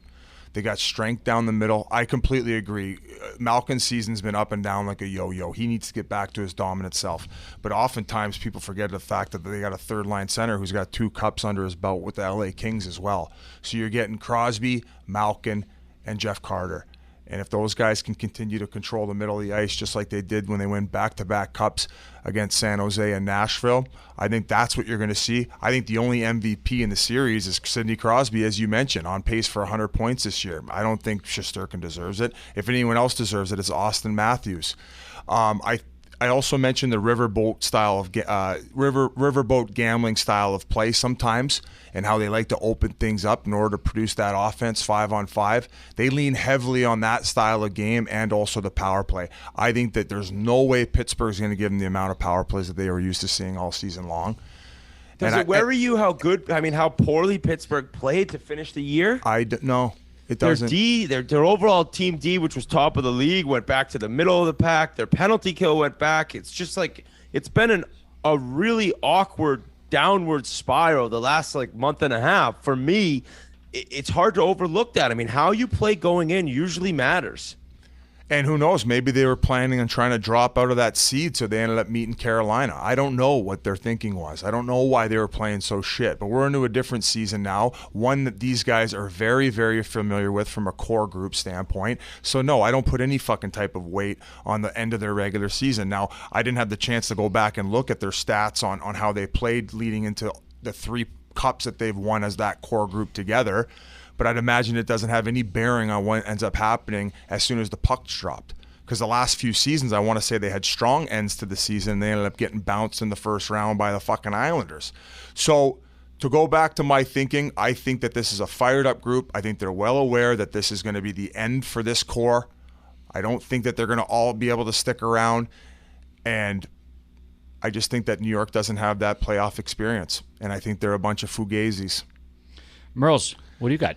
I loved your stat here. 16th straight playoff season for the Pens. Just happens that I stopped playing for them 16 years ago. Oh, nice. What a loser. That's a nice tidbit. So I go by, there's a few simple rules of gambling. Number one, if you're going to the game, you always take the home team in the over. Yep. Rule number 2 is game 7, you should bet the under. Rule 3, you never bet against Sidney Crosby. The guy could lead a men's league team to the Cup finals. That's his leadership and his skill. But I'm going against the rules. I got the Rangers. I got the Rangers in 6 games. Shesterkin's too good. Zibanejad is too good, or however you say the name. Another Swede. Zibanejad. He's got a hamburger place in my hometown up there, a chain. Great burgers. I like the Rangers. I like Avery down here. Me and him will be rooting for them for this whole run. Rangers in 6. Granelli, what do you got? Rangers in 7, and it's just as simple as I don't want to live in New York after having picked against the Rangers. These fans can be kind of ruthless, so I'm going with the Rangers because I'm afraid of their fans. Biz, I was texting G some. What did you have? What did you have again? I'm gonna go Pittsburgh in 6. I didn't say the number of games. I usually like to hear everybody else's first, but I cannot wait to see this Rangers team implode. And this is coming from a guy who had them making playoffs, and I put a Charles Barkley guarantee at the beginning of the year on it. And by the way, for those people wondering, each of us went 10 for 16 on who was going to make playoffs. 10 for 6. So 10 for 6. 10 and 6. I'm sorry, Yeah, he was 10 right. and 6. 10, you were 10 and 6. Oh, you were right. 10, Biz, yeah, you were 10. correct. Oh, thank you. But so there's no bragging rights on that front. So going into the season, I would say though that if based on probably the worst pick you should be eliminated from the crew was the Seattle Kraken making the playoffs. You had on Me? right? You picked Seattle to make He the picked playoffs, Seattle. Biz? Yeah. RA did. RA did. Yeah, I thought that the Oh, division was Jesus. trash. Yeah, at least I didn't bet on it. I said, Or- I I said Nashville was going to be a lottery team. That was a tough look. I think we also all had Philly making it. Yeah. So I guess we can all fuck off. I had Biz, Philly you- winning the Cup. Biz said you are an absolute buffoon if you don't have the Philadelphia Flyers making a run at the Cup this year. That was word for word I said? Okay. Well, nice. All right. We're all buffoons. Also, too, we will be live streaming Game 1 of the Pittsburgh, New York series from Hoboken tonight. If you're listening Tuesday, it's going to be on the Spittin Chiclets YouTube channel. Check it out. Check out our Tons social of guests media from as well. Barstool, too. Yeah. Tons of people from Barstool are going to stop by. And we're going to have plenty of advice, especially on the Merle's front, going into the game on what he's thinking, what we're thinking, what good odds are. So pay attention to all the social channels this afternoon on Tuesday. And it's great having you here because I'm a bit of a rookie when it comes to gambling, so I'm going to lean on you heavy here. Just fade me, Biz. That's the only thing you Okay. need. Oh, yeah, that's You need. right. That's We've all. had great luck when we've been down here. We hit the first goal scorer when we watched Yes, the we did. Flyers game there. Yeah. We've had some good hits. We've hit a lot. here in the Pasternak playoffs. last year. Pasta, we had we Pasta were on. start playoffs last year. Yeah, we have good vibes down here. Toronto, we went up to Toronto together. You hit Matthews in Toronto to win. We have good vibes. Yeah, you do. So I've mentioned 2 wild card names on who I think could possibly have breakout playoffs. I said Mikheyev and I said Trent Frederick.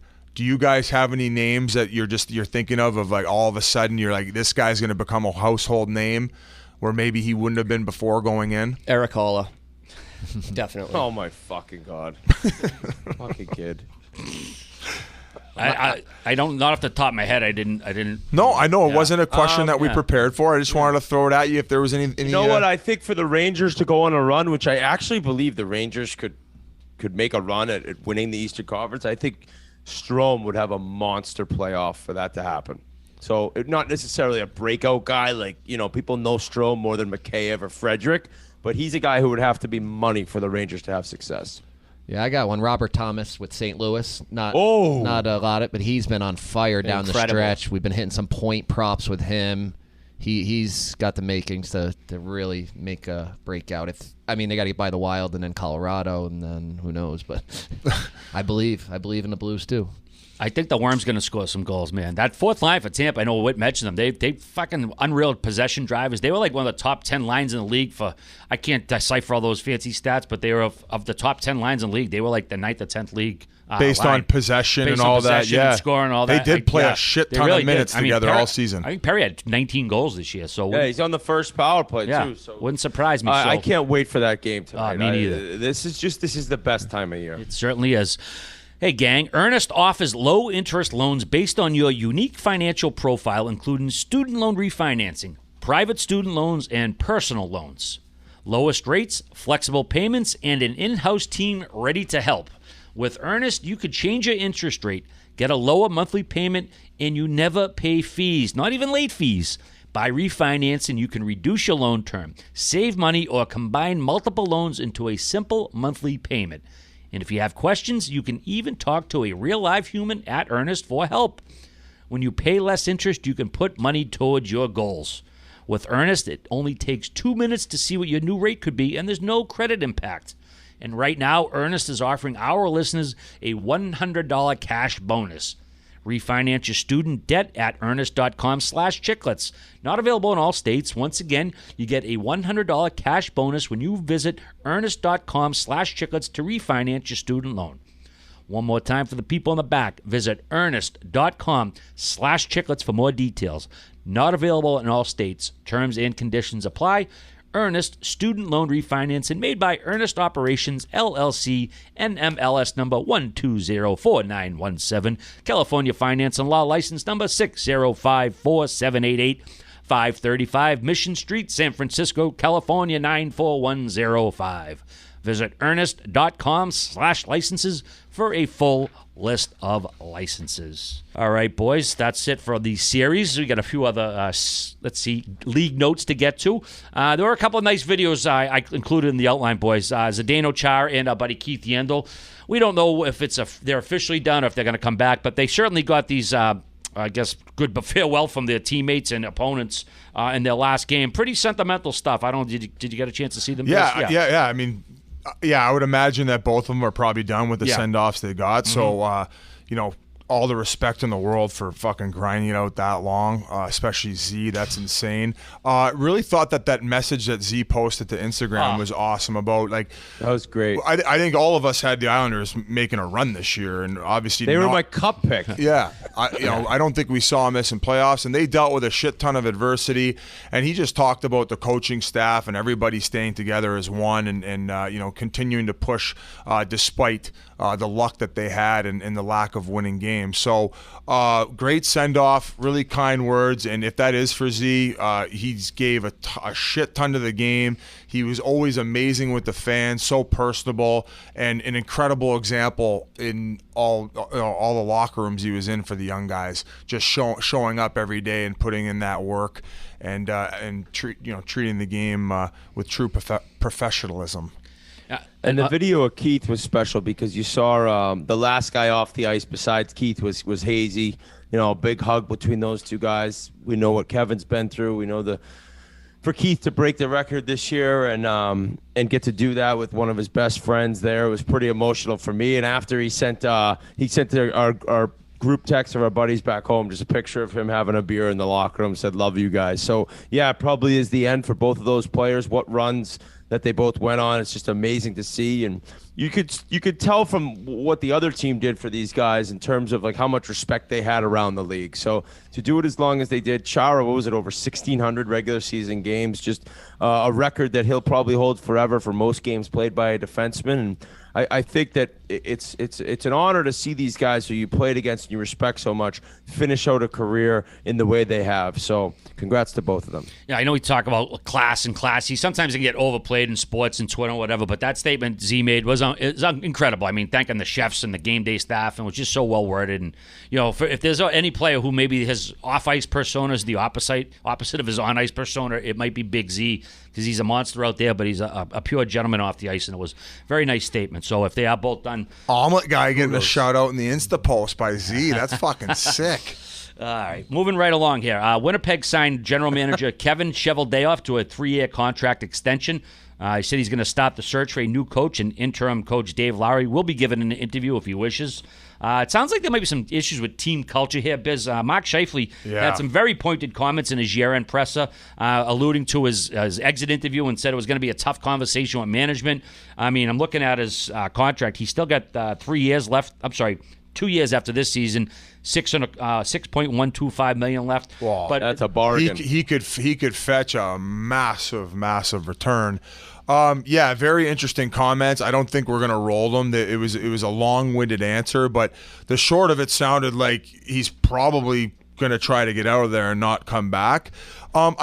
I was never the type of player where I was of the stature where I would make comments like that, like, let's see where the team's going. Like, usually it's just like, can I please have a fucking contract?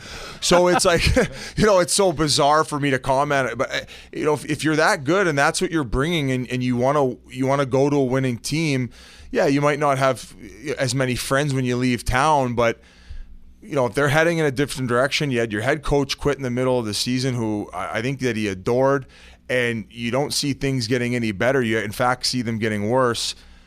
I can't hold anything against them. I mean, I actually want to see the guy play on a cup contending team, because I think he's a very talented player, and maybe to his standards an off year this year, but. I would say this guy's over a point per game. Yeah, I would say easily probably a top 20 player in the league, maybe top 30.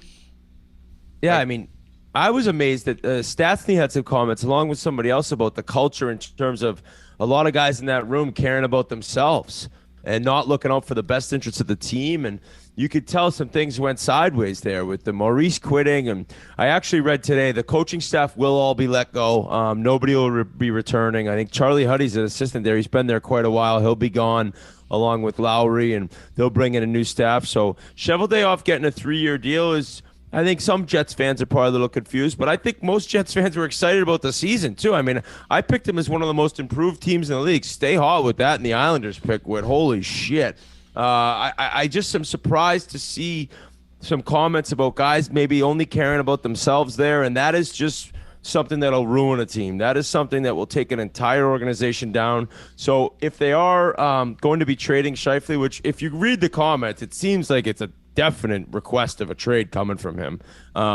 He said it'd be tough to almost say, but it sounds like he needs to get out, and he's in the prime of his career, he mentioned, and he wants to be on a better team in a different spot. So we'll see what happens in Winnipeg, but you got a bunch of questions moving forward. And in terms of trading him, like Biz said, you could get a boatload back that could maybe really kind of reinvigorate who's there, but they got some defensemen. You wonder what's going on with our boy Schmitty and where he will be, and there's just a million questions that Cheveldayoff's going to have to answer over the next few months. Yeah, and this is from The Athletic. It says, team culture should be at the heart of Winnipeg's concerns, given that young stars like Nikolai Ehlers, Kyle Connor, Pierre-Luc Dubois have all spoken out about the Jets' lack of commitment and failure to play the right way.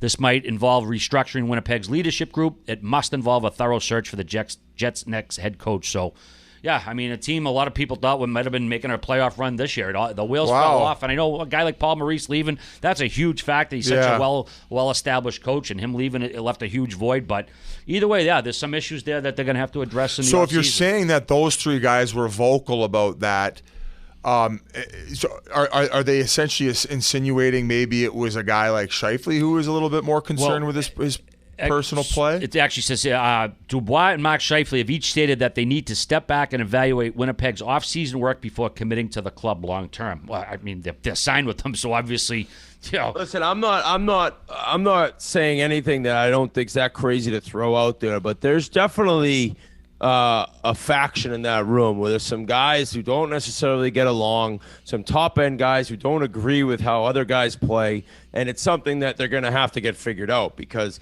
you could tell that there's a disconnect between certain top-end players on that team. I had no clue any of this was going on before all this was just read. Did you have a shred of this before you heard Scheifele speak? I had heard something, but not enough to really go on and say anything. But you can just tell by the comments and the season they had and the skill that they have. And Hellebuck's another question mark, because he deserves to have a better team in front of him. He probably didn't have the best year of his career, and it's just a weird time for a team that I think a lot of people expected a ton from. I mean, they swept the Oilers in the first round last year. They looked great, and then this year was just a complete disaster. Yep, we'll see what happens over the summer, and hopefully they come back ready, a little more ready next year, because, I don't know, it's a team you like to see do good. They've been struggling a little bit. Let's see, Detroit. The Red Wings announced that head coach Jeff Blasio will not have his contract renewed next season, so his tenure will end after 7 seasons. He made the playoffs his first year after replacing Mike Babcock, but has not since. He was the second longest tenured coach after John Cooper before being let go. Assistant Doug Hooter and goalie coach Jeff Salashko also won't be back. I mean, I think it seemed like if maybe 4 or 5 months ago, he might still be there, but when they started getting beat up a couple of those games, losing 9-2 and 10-2, and the team was just kind of going through the motions, that's when I think the media drumbeat really started, like, all right, man, this guy can't continue to coach this team, and sure as shit, he won't be back. Yeah, I mean, to his defense, he was never really given, any any type of contending teams. Definitely a level for concern, because I mean you'll like easy look at Buffalo. Look at the way that they ended their season, right? There's optimism there. There's a galvanized group that's ready to come to work and every day and try to pull it in the same direction, where, yeah, you kind of didn't really see that. You saw some bright spots as far as certain players. We also talked about the fact that we could see a wrench being thrown as far as head coach into this team, right? Maybe a candidate that we would have never considered. Gee, you said Larionov, where I was like, oh my God, that is such an off the board type answer. But yeah, I guess it was time. He got to spend, you said 10 seasons in the NHL. It's a good run, and I would imagine he's going to get work somewhere else. Maybe not as a head coach, but come back as an assistant. But he was never really given a shit ton to work with. Yeah, he's been rebuilding for the last few years there, so I'm sure he'll end up somewhere else. Whit, did you want to chime in on that? Larionov is out. He just signed in the KHL with Torpedo as the head coach. Okay. So you can mark him off the prop board. All right. He wouldn't come over, though? You think if he got a Detroit Red Wings he's got to have an opt-out clause. They don't let you leave those deals. All right. He's got a bark collar on the whole season. You get to the airport, it just shocks you and knocks you out. Congratulations to Montreal Canadiens head equipment manager Pierre Gervais, retired after 35 years on the job with the Habs. That's an unreal amount of time to do that job. Like I say all the time on this show, that's one of the toughest jobs in the league. What these guys do, they keep the grease in the gears of the league. So congrats to Pierre on an unreal run. And he also got what looked like a fancy golf cart they brought on the ice. I don't know. It had 4 seats on. I don't know if it was a golf cart or just a retirement cart. You know, guys retire them, these retirement communities, to give them these golf carts. But either way, man, hell of a job. 35 years, long time. I don't know if it's a golf cart or a retirement cart. You know, you go to these retirement communities and you get a golf cart. Did they give him a double wide? I don't know if he golfs. That's, I guess, is what I'm saying. Did they give him a double wide trailer? No, it's some of them. It's like it looks like a golf cart, but it holds like 4 people very comfortably. So I don't know. Yeah, that's what everyone drives around Florida. So maybe that's where he's headed. Yeah, that's kind of what I was. Oh, the ones that have the license plates on them. They're more significant of retiring more than anything else. But the NHLPA Executive Board voted in favor of forming a search committee to replace Executive Director Don Fair. This was first reported by our buddy Frank Saravalli last month. And after 11 years, it sounds like the union wants new leadership. I know some of the agents and other people associated with the game tweeted similar thoughts.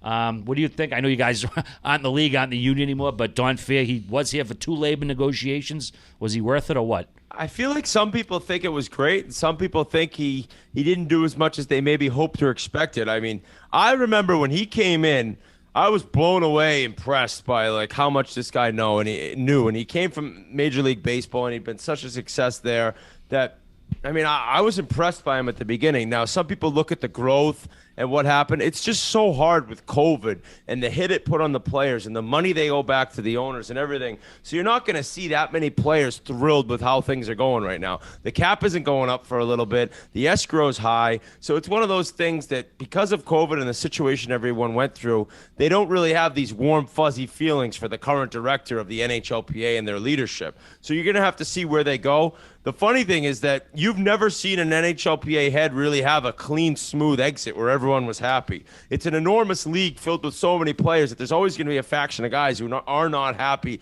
with who's there. So, Merle, I don't know if you've heard anything or remember or Biz yourself, but it's never something that ends smoothly when you have this many different opinions on one job. Yeah, I never liked them. Like, these lockouts we had were always so bad, and I mean, I know nothing anymore. I get my measly, tiny little NHLPA pension envelope with what my 62 games produced each year, and that's all I ever see. And I could probably buy a bottle of Pink Whitney with it. That's about all that's in there. That's all I know about the PA. I don't know if that made any sense. I would say that the only thing that bugs me about it all is the escrow. And the reason I say that is because these GMs have the control to sign these guys to the big deals that they know 5-6 years in they might be buying these guys out of. Therefore, it ends up coming to kick the players a little bit in the nuts. So I think that escrow is the only issue. But as far as everything else, man, I had no complaints as far as the negotiations. And like you said, as far as Don Fair, when he came in, it got a lot better for the players. That was when the pension changed from you had to play a certain amount of games to get it. It would accumulate, but every year you ended up playing beyond the first CBA that he negotiated, you get $20,000 a year when you hit the age of 62. So and it maxed out at $200,000. So if you played 10 years in the NHL during this time, when you retired, but when you hit 62 years old, you're going to get $200,000 a year till the day you die, just from playing in the National Hockey League for 10 years. I think that is an incredible, like just hearing that and that being put in place, I was like, wow, that's like a really nice safety net for guys who had stuck around for 10 years and played that long. So all in all, yeah, no complaints here. And much like I said about Scheifele complaining at the mic, I was just happy to be there. If they raised my per diem $6, I was like, fucking give Fair $20 million more. 2 beers. 2 more beers. I would love to see Glenn Healy take over. Maybe Matthew Schneider. Guys that are really respected, that have been a part of the PA for a long time. But the reason it's hard to describe what Fair's impact was, or not what his impact was, but what people think about him, is there's a side that says that his successor has started, the entire process began this past fall. And then there's another side that says that basically this was all put together because the player said he's not giving us any sort of successor plan and we have no idea what's going on, and we're going to force him to kind of figure out who's next and when he's going to be done. So you're always going to get different sides to the story when an NHLPA head decides or is told that his time is done. If you need $200,000 a year after playing 10 years in the NHL, you must have been taking RA's picks the whole time. Yeah. But it's you laugh, but it's a safety cushion. Yeah, it's nice. I wouldn't turn it away. That could be your casino and golf money. That would be nice. Isn't it nice? Oh, that would be nice. Yeah, that's a good time, man. Yeah. That's what you're playing for. The draft lottery is going to be held a week from today, May 10th, and conducted remotely with GMs and executive patched in from their home cities. And the Canadians will have the best odds in the draft lottery after clinching last place 294 days after being in the Stanley Cup final. The Habs have an 18.5% chance of picking first and can fall no further than third in the draft. The draft itself is scheduled for July 7th and 8th in Montreal as well, and Shane Wright is expected to be the top pick. So, I don't know, Montreal could have dumbed themselves down into a nice pick there, depending on how it plays out. I can tell you something. I met with a couple scouts when we were in Toronto. One was, he covers mostly the OHL. I met with another coach in the OHL, and I met with an NHL scout up there. And it is not consensus anymore that Shane Wright is going number one. That Logan Cooley, I said it years ago. Not years ago, during the World Juniors. That Logan Cooley could take that Shane Wright spot. Yeah, and I just saw they lost in the finals of the U18s recently. I saw he had some goals and stuff. So yeah, keep an eye on that. That might have changed. All right, boys, you want to talk about this NHLPA poll that come out? They do this every year. Sometimes there's some fun results at WIT. I'm not sure if you had a chance to look at it. On-ice stuff, off-ice stuff. Have a little fun with that if you want. Let's see. On-ice, players are asked if you need to win one game, which goalie are you picking? I know you guys already saw the results, but Vazzy. Who are you picking? Oh, that's an easy answer, Vazzy. Yeah, Vazzy took 37.4% of the vote, followed by Gary Price, 13.9, Mark Andre, 6.7, John Gibson, 3.5, and then Markstrom, Quick, and Saros all tied with 3.1%. No Shesterkin. Shocking. Yeah, no Shesterkin. Yeah, I think maybe, I don't know when the poll exactly was done, but either way, it wasn't. 2010, it says right there. Okay, you need to win one game. Who's, as a skater, which skater are you picking? What? Crosby. Merles? This is where I'm on Hedman, because he's going to play 35 minutes, where Crosby's going to play 25 minutes. I'm going to get 10 extra minutes out of my guy. Biz. Fair. Oh, that's a great answer. I would probably go back to Vazzy. All starts in net. No, it's what skater. It's skater. Oh, okay. Right, So yeah. it specifies. Right. Sorry. Yeah, that's all right.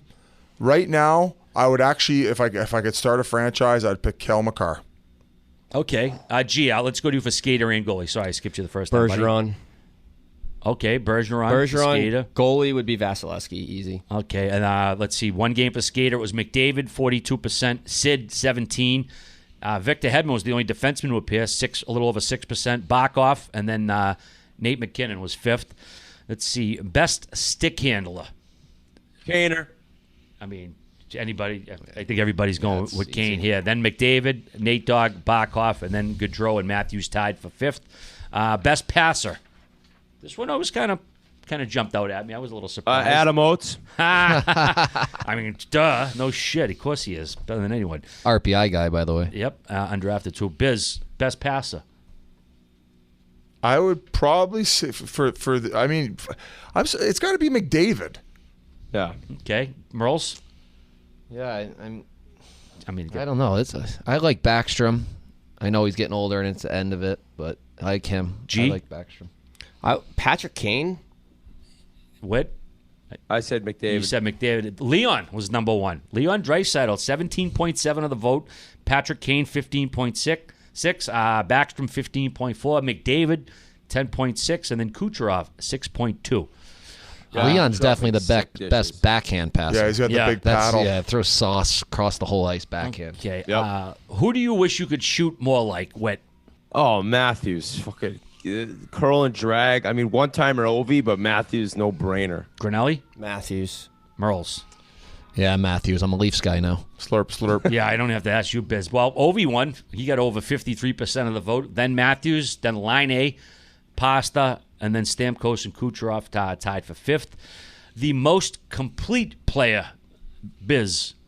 Who's the most complete player? I got one. Before I answer this, you guys got to think about the one guy you'd want as like a bar mate. Your right-hand man, if you had one night to go out with him and just, maybe pick up some ladies, who would be the guy in the NHL? Current player? Your current player. So I can't pick Bugsy? No, you can't. No, he would automatically get it. Current player, 24-hour wingman, who's your guy? And what was this question? This is the most complete player. Player on ice, not player like player off the ice like you're referring to, but I'll answer both. Most complete player on ice. Let's just go. Easy answer, Sid. Merles. My old road roommate, Sidney Crosby. I didn't know that. What? I'm going Matthews. G. I'd say Sid.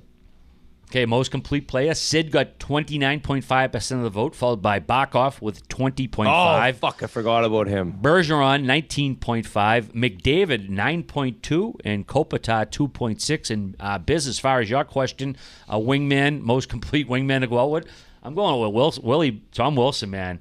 I don't know if he's taken for him. I don't know if he's single or whatever, but I want to go out with Wilson for my wingman. Great personality, handsome as the devil, and seems like a fun time.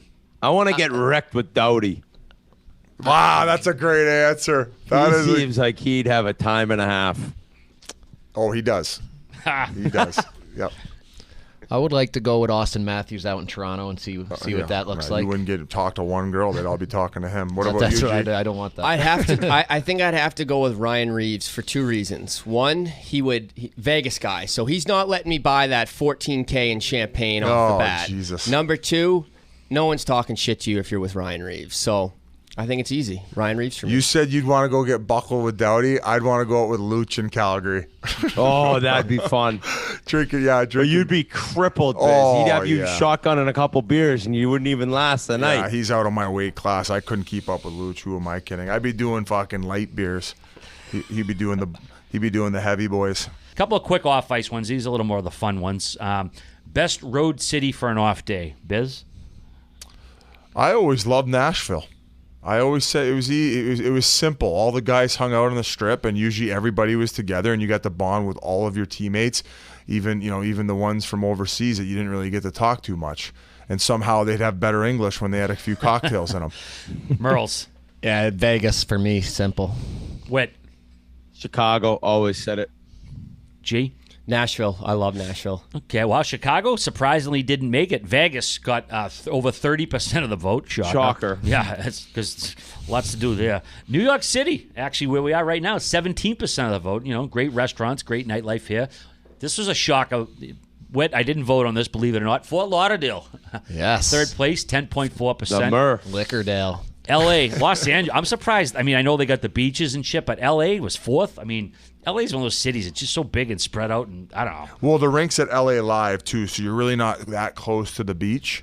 So but it's best road city for an off day though, so you can go wherever in an off day. That's okay. Yeah. Go up by the but here's the thing though: is they tell you don't get too much sun when you're in these places because it's gonna fuck you up. Didn't Malkin show up with a full-on sunburn to one game one time?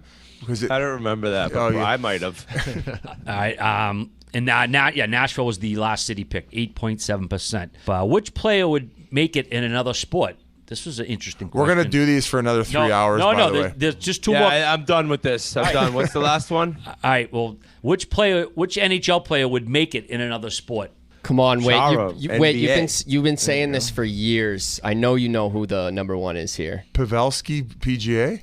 Oh, yeah, Pavelski, nasty golfer. He could never play on the tour, so I guess it's all relative. But I think my guess was Chara in the NBA. No, you know 7 what? feet tall. That was the third one, Biz. I'm sorry, with Big Z tied with Greg McKegg. Hold on. No, Big Z was for hoops. Greg McKegg was for golf. They got the same percentage of votes. Anders Lee for football. Biz just mentioned Pavelski for golf.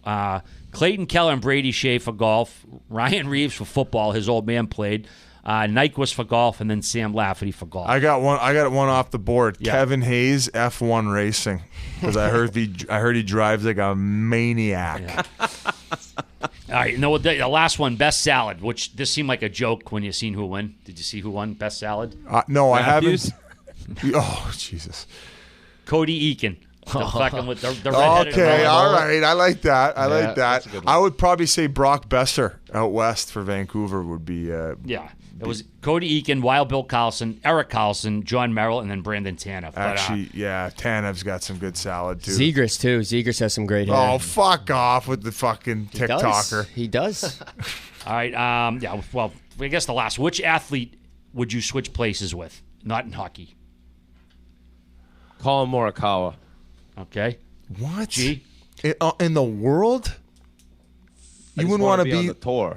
Oh, you I just just want want to be nasty on the tour, and I love him. He's my favorite golfer. Who'd you switch with, G? Probably Tom Brady. Okay. Soccer player. I mean, maybe you're looking at a guy on like Liverpool, or Real, but I'm thinking golf. Merle's. Why, Biz? What are you? Yeah, I'd be golf too. I love it. You're always in good weather. You can pop in and out, play when you want, play when you don't want. What a dream. Exactly. I mean, it's hard to turn down. I mean, he's got to put up with the wife, but Patrick Mahomes, because he's got like NFL. You barely get hit as a quarterback now. I think he's making $45 million He's a making year. 50. $50 million a year. I think he owns part of the Milwaukee Brewers now. So I would say Patrick Mahomes, by the time he's all said and done his playing career, he's probably going to have made $1 billion, and he's still young.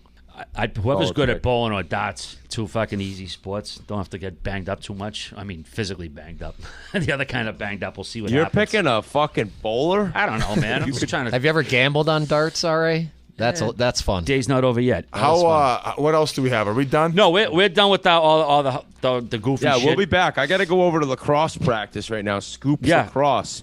So we'll be back post game to be filling everyone in on what happened in game night 1 of the NHL. Yeah, distract yourselves with all these random questions in the meantime. Yeah. We'll be back to check in with the later games. All right, we're back. The first of the few games at Dunzo and a couple more in progress, but the big news thus far, the Leafs absolutely dummied Tampa Bay 5-0, outshot them 31-23, beat them at the dot, just plain dominated them. There's no doubt about it. Biz, what do you got for us, buddy? How about that adversity they battled through in that first period? Whit, I saw your tweet right away. Dumb hit by Clifford. I cannot defend that. It was vicious. It was hard. It was from behind. There was no place for it. They deserved the 5-minute. They kill it off, and then they were off. It like helped them. It was like that pretty much was the end of the game for Tampa. Getting a 5-minute major, seeing the worst power play performance I've ever seen, and I watch the Bruins play regularly. I cannot get over that game. And if I speak for people who are rooting against the Leafs everywhere, be afraid. I mean, holy shit. The last thing a Leafs hater wanted was to see Marner get one, let alone his 2 assists. You knew Matthews was going to score. There's more to go. But, yeah, Biz, I mean, what were your thoughts when that first 5-minute penalty got killed off? They had more scoring chances than the Lightning did. Well, when they called it, my arsehole puckered up. But then I thought they were rolling footage from Leafs practice of just doing 2-on-1s. It was there was like 4 fucking 2-on-1s on the Lightning power play, and then that's what got the crowd into it. I've been sometimes critical, the Platinums, at Scotiabank. All the big dogs wheel in. They're too cool to clap or cheer. I saw some white terrible towels out there. People were going absolute fucking bonkos, and that momentum just drove them to the win.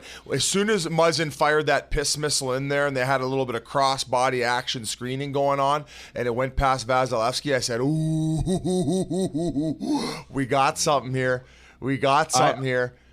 Dude, I think if you gave John Cooper truth serum, he would say that was the worst hockey game Nikita Kucherov has ever played as a professional. Oof. And Victor Hedman. He was brutal, and Hedman was horrendous, too. He had the cement boots on. I don't know if you saw. They look like they went out. That's what I said. They're hung. They must have went out last night on a team night to get the playoffs going. They got a new Toca Madera in the heart of Toronto, and I bet you Matthews probably hooked them up there, and that's probably the only reason for that tequila performance right there. The tequila Tampa Bay Lightning. Wait, I just said to Merle, if there was ever a game to bet Tampa, it would be next game, no?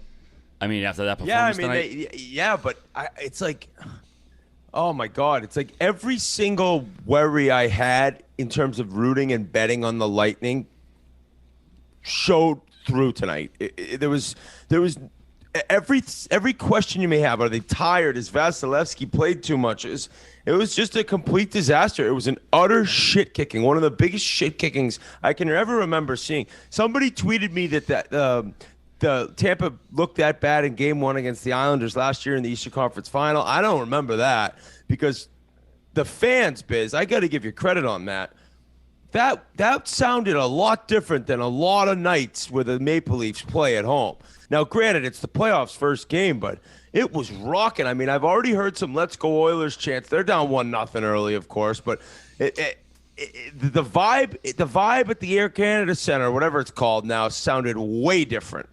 Kerfoot, honorable mention. He did a lot of heavy lifting on the penalty kill, and this is a big, embarrassing win, laying the boot with what I thought was a pretty, Nylander was nowhere to be found. I didn't really notice him much. Looked like he was falling a lot. Didn't do much. So he had the early breakaway that looked good. I didn't notice him or Tavares much, yeah, which is a sign that's great. Which is a great sign, right? Because you're like, well, then you're going to get some heavy lifting from those guys at some point too. So as long as certain guys are carrying the weight every game, I think this team is unstoppable. And Jack Campbell, I know he wasn't tested as much as you'd think. The best part of Leafs game was 5-on-5. They did not give up too many scoring chances. No, when it was they did. PK, dude. Yeah. I think it was PK. What's that? I think it was PK. They were fucking dominant on the penalty kill. That's what I'm saying. You just said it was 5-on-5. No, I said they were dominant 5-on-5 in a sense that they didn't give up many scoring chances 5-on-5 tonight. I thought that was a very good positive. I think Tampa Bay is a pretty good team at driving offense, not only 5-on-5 but also on the power play.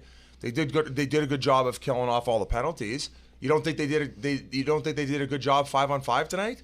No. I just was kind of busted. You said the best part of their game was 5-on-5. I was saying I thought it was PK. They were great everywhere. They were great. And Campbell, even though he didn't get tested a bunch, he made an early 6 save on point off a little one-touch patch Kucherov gave him on one of the power plays. And that, I mean, I'm sure that settled them down, but yeah, I gotta be nervous right now because if there's ever been a Leafs team to get out of the first round, you gotta say it's this one. We weren't sure if Muzzin was playing. We kind of heard he wasn't. All of a sudden he's back in. He gets the first goal. That's just an enormous boost for that team. You gotta think. I don't think he'll get suspended, but Clifford's got to be out of the lineup. I mean, get Spezza in the lineup. So I said the opposite. And the reason I say the opposite is because later in the game in the third period is when Simmons was avoiding Maroon, and then that whole melee took Sue. You see that whole thing that ended up going on afterward? So for that reason, I'm like, okay, well, and even Sheldon Keefe said it. He said before the series, what was his quote? I have it right here, and I'll get a little anecdote about him, too. He said it's going to be a borderline violent series. This is a guy I played Tier 2 junior against. He played for the Caledon Canadiens. And we're in the semifinals in a 7-game series we go. I'm in a fight in Game 5 with another guy. He comes over and eye gouges me. I end up going to high school. I go to class the next day with the eye patch on for 3 days. He gets suspended for the last 2 games of the series. He's their best player. They still beat us in Game 7, but I could see Keefe. He's got that look in his eye. He wanted to jump in that fun bunch there. You think he's going to be dressing for Game 2? I think he puts Clifford back in. Keefe might get in. Yeah, he might put himself in the lineup. He might have said, "Cliffy, get ahead of it. Fucking drill this guy's noggin right into the wall." Yeah, he's got the wires crossing now. All right, Merle, I didn't know he was I didn't know he was one of those crazy junior guys. He's one of the dirtiest junior players of all time, Sheldon Keefe. Wow. Prison rules. Yeah. That was the balance. He tried to fight me, and then he's suspended. He's in his suit watching the whole game. I'll never forget this for my life at Lysander Arena. I'm walking past the snack bar, and he tries to fight me there. I swear to God on my life. I swear to God on Spittin Chiclets. It happened. We can go to Lysander Arena. Scott Gomez will not debunk this story. I don't doubt it. So he struck the fear in you to the point where that's why you're rooting for the Leafs? I was not scared of him. He's a small little guy. I was pretty tough in junior, Yeah. Okay. When we were 16, none of us had muscles. I was tough. All right. But I'm Leafs, but he's a little crazy. He's fit for a straitjacket? Yes. So you think that he's probably got some like underground fight club going on in he loves that Clifford ran that guy from behind. Oh. He loves it. He's putting it in his Tortorella spank he played bank? for this, and he played the year before. I think he was on the team before in Quinty. They didn't even have glass. They had green, that fencing. So you'd get hit into the fence with the How old square. Moses. Jesus Christ. He's Young a loose blood cannon. shit. He's a loose cannon. That's how he used to win, playing on the edge. So he wants his guys playing on the edge. How about Marner putting Vasilevsky just in the corner with that head fake? What the hell was that? I mean, Marner getting a goal, just what a relief for him. Merle's called because it, by the way. longer that went on, the more panic it was going to become. And it's like now that the Leafs have, it's like almost like the Leafs right now must feel so good about their team effort and how this series looks. One game doesn't mean much. It's a 7-game series, but Jesus Christ, I can't get over that start. Well, the early game, the Canes beat up on my Bruins 5-1. Bees had some early chances, couldn't put any away. Omak, I thought he played a good game. The tip by Yavis was tough. Niederreiter goal was CNI. The Teravainen goal, tough one to stop. But the Trocheck one, I think that's going to make Bruce Cassidy think, man, do I give him the next start or not? He was good early, but it was enough of a bad goal where you got to consider starting Swayman next game. But either way, full credit to Anthony Rantha. Got the job done. Carolina withstood the early barrage by Boston, won the game. How much of it did you see down there in Carolina? I was really flipping back and forth. Once the Leafs was out of hand, I kind of went to the Bees, especially in the first period when it was 2-1. I actually said that goal by Trocheck gets Swayman the Game 2 start. I couldn't agree more with you on that. That's just a horrible look. The game is completely in reach still. Yeah, you're down 2, but, I mean, you never know. You get one quick one, and all of a sudden you got 2-3 minutes to tie it up. The Bruins power play is one of the worst power plays right now I've ever seen in my life. Looked like me breakdancing out there. Bad. It looks like me trying to dance too. I'm like Elaine from Seinfeld. I just can't believe it was a disaster when Pasta got injured. Since he's came back, it really hasn't gotten that much better. They have no movement. Marchand looked lost tonight. He was apparently pissed off because you heard Ray Ferraro mentioning that he was barking at somebody after one of the late power plays that gave him no chance. I love Matt Grzelcyk's game. I thought it was a weak game for him. He didn't have much there. McAvoy was still solid. It's more about the Bruins being able to get through this Carolina team defense, and it looks like they just have no chance. 21-2 now on the season. They've been outscored. Now, there was an empty netter tonight, but it's just unfortunate to see the Bruins kind of have a chance to get back into that game, and they give up that 2-on-1, and Carlo doesn't play it great. An unreal pass by Trocheck over to Teravainen, and that was a sick shot. It was off his stick as quick as he got the pass. He shelved it up top, and from then on, the game was kind of done. Then you saw the weak one by Trocheck that went in off the head, and I don't know. It's like the Bruins have a great team defense. Carolina's might be even better, and it seems just like it's like a horrible matchup for Boston. If I was a Bruins fan, I'm like almost thinking I'd rather see the Rangers, because something about the Canes, like Grinelli said it, they just suck against Carolina. I thought after first period they looked good. You know, they weathered that storm, but the 2 power plays that got called against them were absolute rubbish. The Bergeron even worse, right? Yeah. So then they kill them off, and I thought they had the best quality of scoring chances. Oh, my goodness. What an update? Kings 2-0. 2-0. Merle. Fucking unbelievable. I mean, not going to Unbelievable. RA's fired up. Yeah, RA's fired up. They were I know it's only, we usually would have a Sunday night bailout. I'm looking at a Monday night bailout on the LA Kings tonight. So But then all of a sudden the second period, it just feels like Carolina, just that half a step they have in their game, they just outskated them. They were way better in rhythm. They took advantage of their opportunities, and you mentioned that Russell. Fucking Russell's got nobody near him behind the net. He rims it around the boards to nobody, and next thing you know, it's in the back of the net. I'm sorry, Biz. No, keep going. Fucking get a fucking earring because of the shit. But, all in all, just not a great game for the Bees. But, hey, Carolina held serve. We knew they were a good team. Ronta early on, I thought he looked a little shaky. Very shaky early on. The Bees couldn't capitalize. And for you Carolina fans, pump your brakes before you fucking lose your minds here. I just meant in the sense of, there were 2 shots right from good quality scoring chances where he was looking behind him already as if, is this thing in the net? So they weathered the storm that first period. The next 2 they took over. They looked really good. On that second goal, which ended up being the game winner, just a great screen by Stahl. He's just that big presence in front. Niederreiter ends up pulling that puck around and then just wires it through while Stalzy came through the eyesight of the goaltender. No way to stop it there. So overall, great game by Carolina. I feel like an idiot about my original pick, and this could get ugly early. But the Bruins outshot him 36-25. I mean, it got ugly at the end, but let's not forget that. And also, let's not forget, Nosek had that grade A scoring chance, 0-0. Gimme. They score there. In the next minute, I think the Canes scored 2 goals. In the next minute, 2 minutes. It's a totally different game. Yeah, 5-1. I couldn't figure out the line this coach told me the one time earlier, but it's a series. A series isn't over until you lose a home game or I think something. Quick just left his groin. Quick just made the most stupid save on Evander Kane. Jesus Christ. Is Quick back? Quickie. I don't think he ever left. I don't. He had. I mean, their team wasn't great. His 86th straight playoff start, and the guy just shows up. What a pass by Moore to Iafallo on that second goal, but Chris Russell with a horrendous giveaway. This is a fucking joke. Just Whit pointing the finger. Just say. I'll take it. I'm actually just talking NHL hockey. I know it sucks being a former player, having a call out, guys. I love Matt Grzelcyk. I just mentioned I thought he struggled. Chris Russell's solid player. He just made a horrible mistake. But I'm not out here to make friends, dude. I'm fucking describing NHL playoff hockey right now.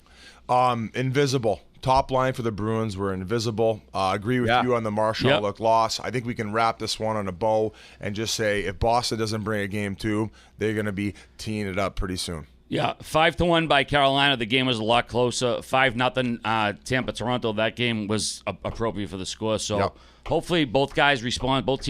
We got a little more of a series going here, but that's it for Spittin Chiclets this week. Any final thoughts? Whit Dog? Well, St. Louis is up 2-0, and now LA's up 2-0. So what do you got on that, Whit? I saw the first period in Minnesota, St. Louis. I'm going to chuck that on. I got the computer and the TV going. I got a fold laundry. Husband of the fucking decade, folding about 16 pounds of laundry. Learned how to separate whites and colors. He wants a No, I don't do the laundry. I just fold it all right. And I'll tell you this.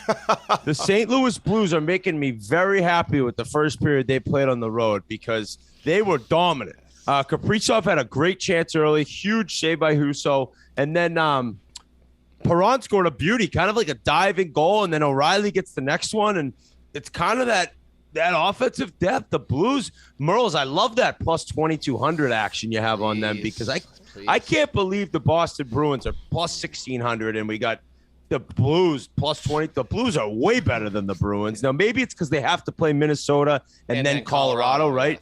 But still, I'm pretty excited to watch the end of that game. And if the fucking Oilers don't score the next goal, we're done. And if we lose game 1, I got a bad feeling about this series. So I'm kind of panicked right now. All right. Well, I'm feeling pretty good about my 85-1 right here. Yeah, so suck on that, Whit. I want to say one. Shit already. I'm not the stat guy. I'm not. There we go, boys. We got one. Yeah, we're back. Here we go. Here we go, Connor. Let's go. Let's go, McJesus. What's it called anyways? Can we get on the ferry to New Jersey and live bet this? at Barstool Sportsbook? Go. Please don't. That's what a leader does. That's what the best player in hockey does. He fucking, when the team needs a goal, as I said we need next goal, McJesus shows up.